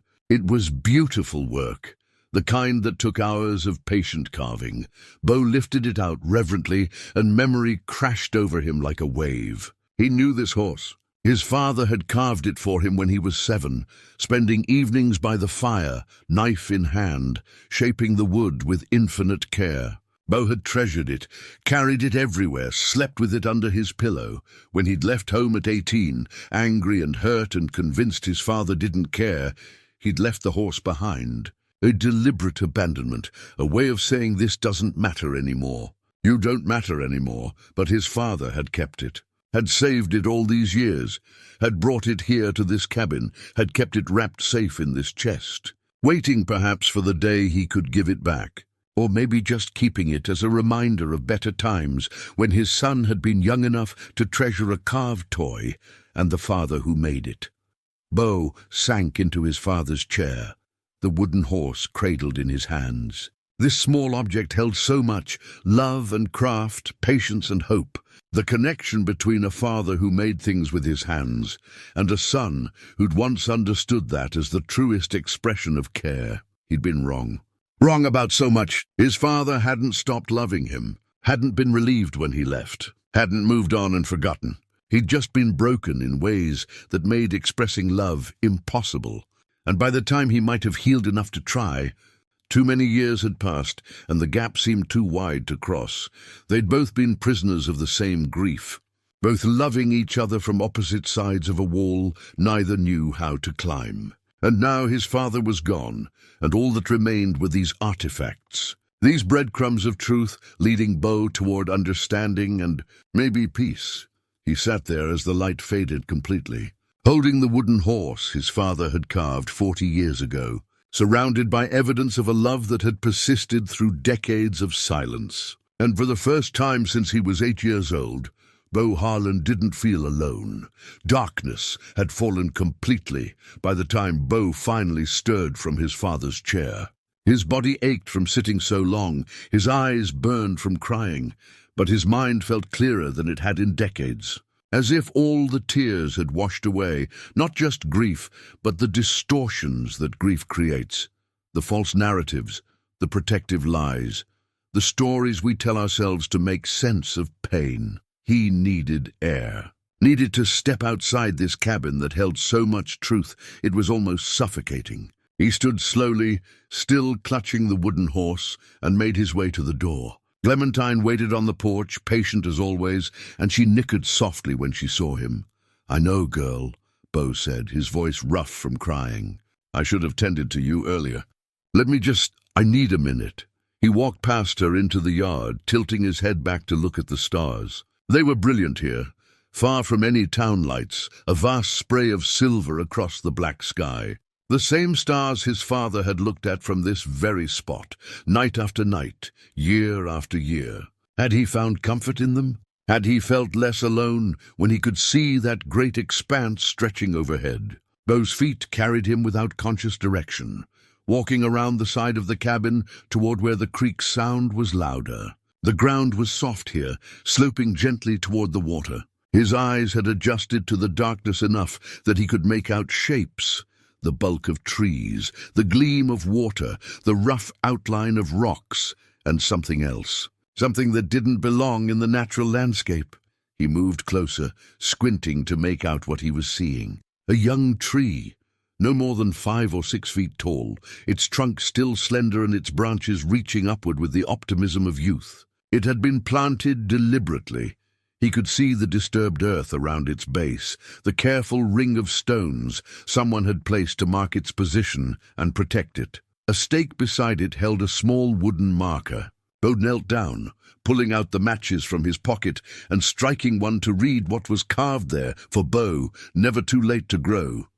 The match burned down to his fingers, and he dropped it, his breath coming fast. His father had planted this tree, recently judging by its size.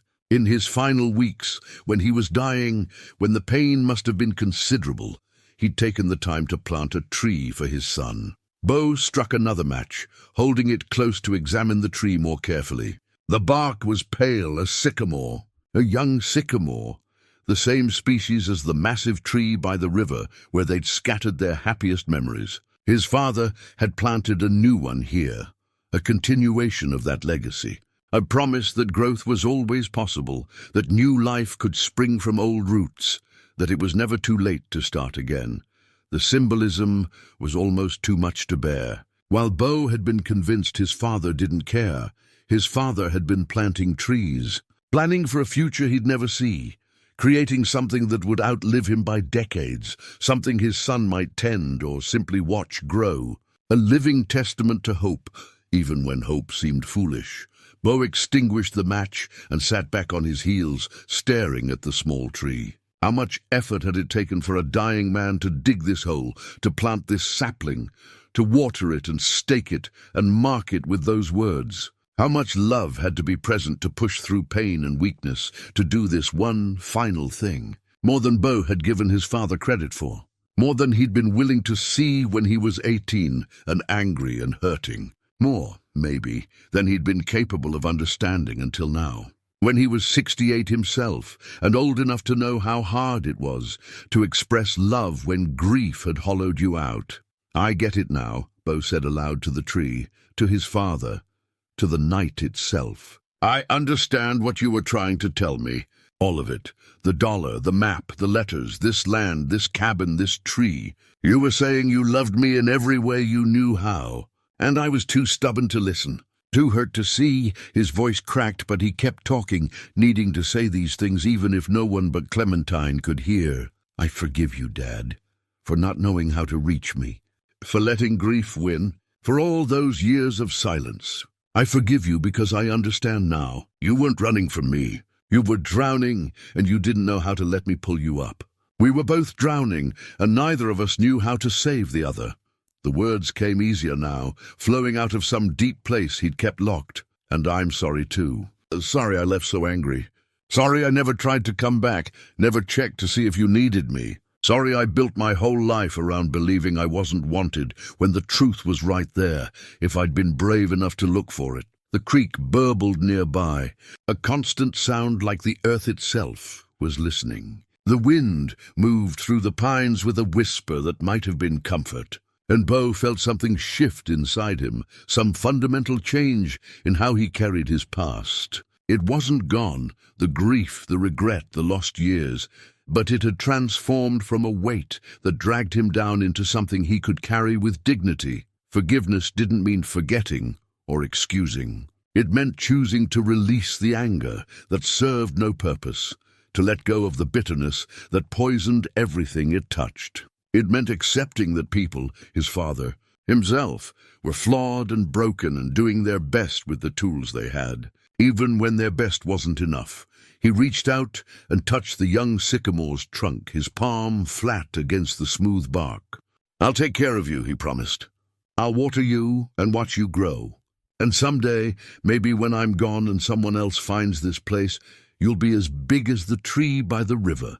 You'll be proof that something good can come from pain, that love persists even when we can't see it, that it's never too late to grow." Clementine had followed him and now stood close, her warmth solid against his side. Bo leaned into her, drawing comfort from her steady presence. She'd been the one to find the map, had led him on this journey whether he'd wanted it or not. Maybe she'd known somehow that he needed to take it, that the only way forward was through the past he'd been avoiding. "Thank you, girl," he said softly, "for being stubborn, for caring enough to show me what I needed to see."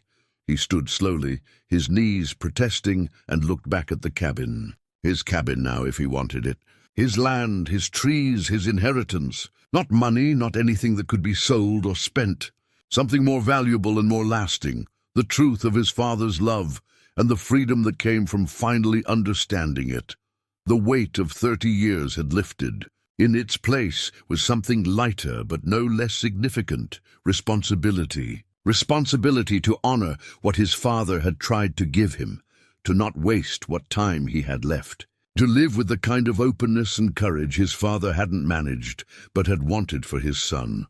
It was late, and he was exhausted in ways that went beyond physical tiredness. But it was a good exhaustion, the kind that comes after hard work that needed doing. He'd dug up more than a tin box today. He'd excavated truth and memory and understanding. And somehow in the process, he'd found himself.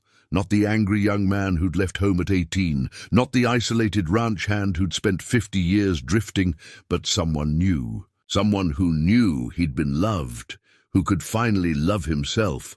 Bo took one last look at the young sycamore, its branches silhouetted against the stars, and turned back toward the cabin. Tomorrow would bring decisions about what to do next, about whether to stay or go, about how to build a life from these pieces of truth his father had left him. But tonight, he would sleep in his father's bed, in his father's cabin, on land his father had bought and protected.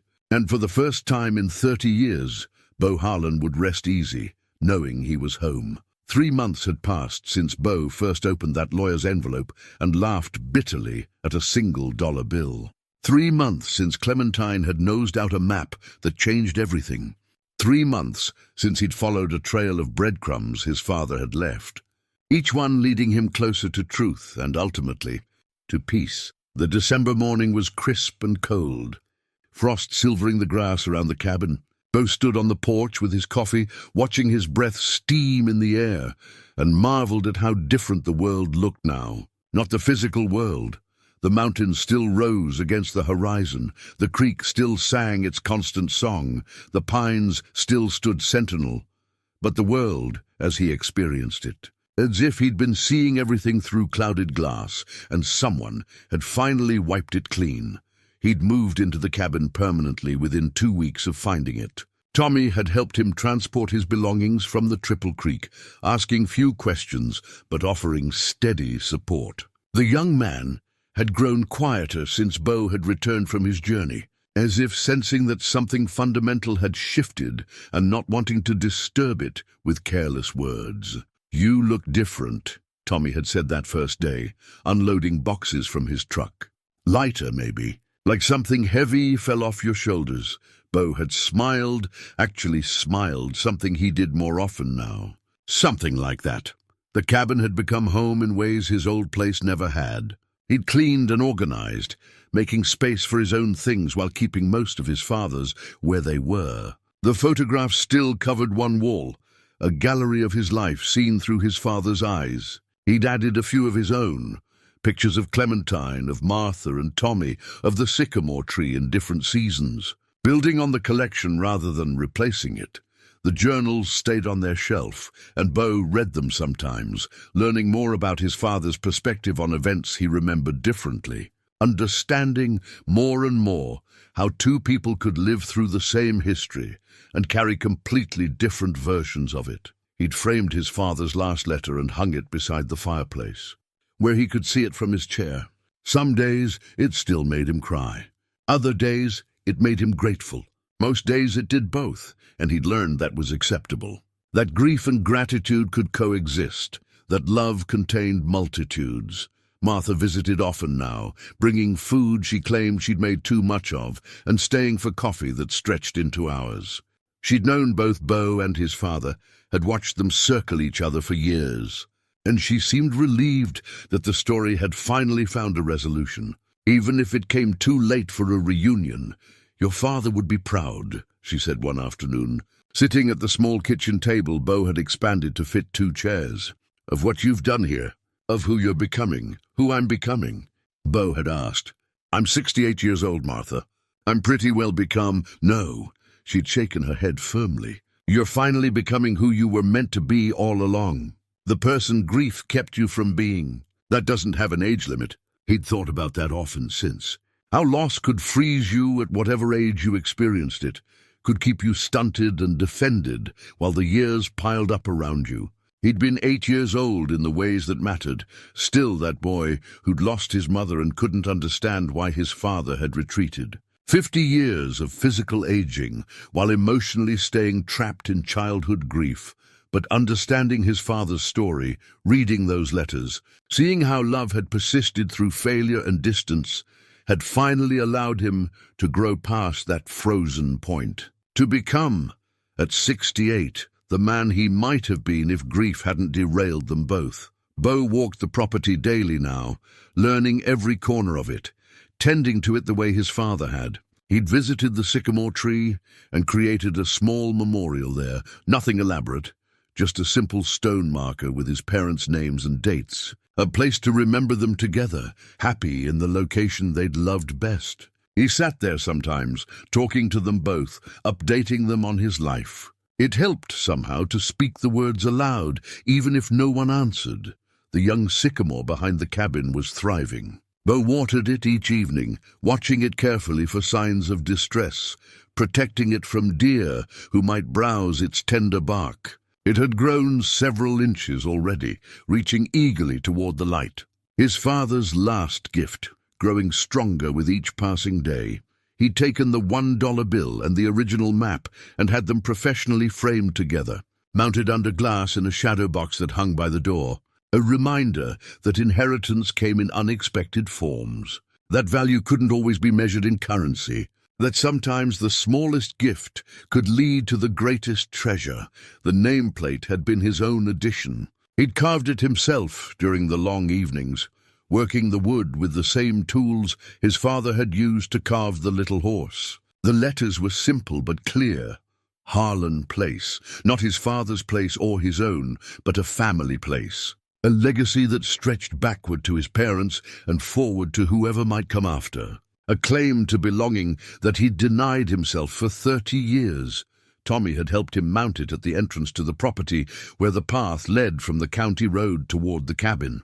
The young man had stepped back, admiring the work, and said, "Looks official now. Looks like it's really yours." "It always was," Bo had replied. "I just didn't know it yet." He'd started writing too, recording the story not for publication, but for preservation, so that someday, if anyone found this place and wondered about its history, they'd know the full truth. About a mechanic who loved his wife and son, but didn't know how to express it. About a boy who grew up believing he was unwanted. About 30 years of silence that could have been avoided if either of them had been braver. About $1 and a map and a journey that led not just to land, but to understanding. The story mattered because it was true, and because truth, even painful truth, was better than the lies we tell ourselves to make sense of loss. Bo wanted whoever came after to know that love didn't always look the way we expected it to, that people failed each other out of fear rather than malice, that it was never too late to seek understanding, even if it was too late for reunion. Clementine grazed peacefully in the meadow, content in her new home. She'd adapted quickly, seeming to understand that this move was permanent, that they'd finally stopped drifting. Bo watched her now, this faithful companion who'd been with him through the loneliest years, and felt a rush of affection so strong it almost hurt. "We're home." "A girl," he called to her, and she raised her head, ears forward. as if confirming his words. Home. The word meant something different now. Not just a physical place, though the cabin and the land were certainly that, but a state of being, a sense of belonging to himself, to his history, to the legacy his parents had left him, both the grief and the love, the failures and the persistence. Standing on the porch of his father's cabin, on land his father had bought to preserve their memories, tending a tree his father had planted as his final act of hope, Harlan finally understood what his inheritance had been. Not 40 acres or a tin box full of letters or even the truth about his father's love, though all of those mattered. The real inheritance was permission to forgive, permission to stop carrying anger that served no purpose, permission to remember joy alongside pain, to hold complexity without needing to simplify it into hero and villain. Abandoner and abandoned, his father had given him the gift of understanding, had laid out the full truth and trusted Bo to be big enough to hold it, and in doing so had freed them both, the dead from guilt and the living from bitterness. The sun broke over the mountain, flooding the valley with golden light. The cabin's shadow stretched long across the frost-covered grass, and smoke rose from the chimney in a straight line toward the cloudless sky. Somewhere in the distance a hawk called, its cry sharp and free. Harlan stood on his porch, 68 years old, and finally truly at home. The journey had been long, and the cost had been high, but he'd found his way back to the place where he'd once been happy. And in finding it, he'd found himself. The dollar bill had bought him exactly what his father intended. Not goods or services, but the most valuable commodity of all. The chance to put old ghosts to rest, to understand a love that had existed all along, and to begin again with whatever time remained. Some inheritances, Bo had learned, couldn't be measured or sold. They could only be discovered, understood, and finally gratefully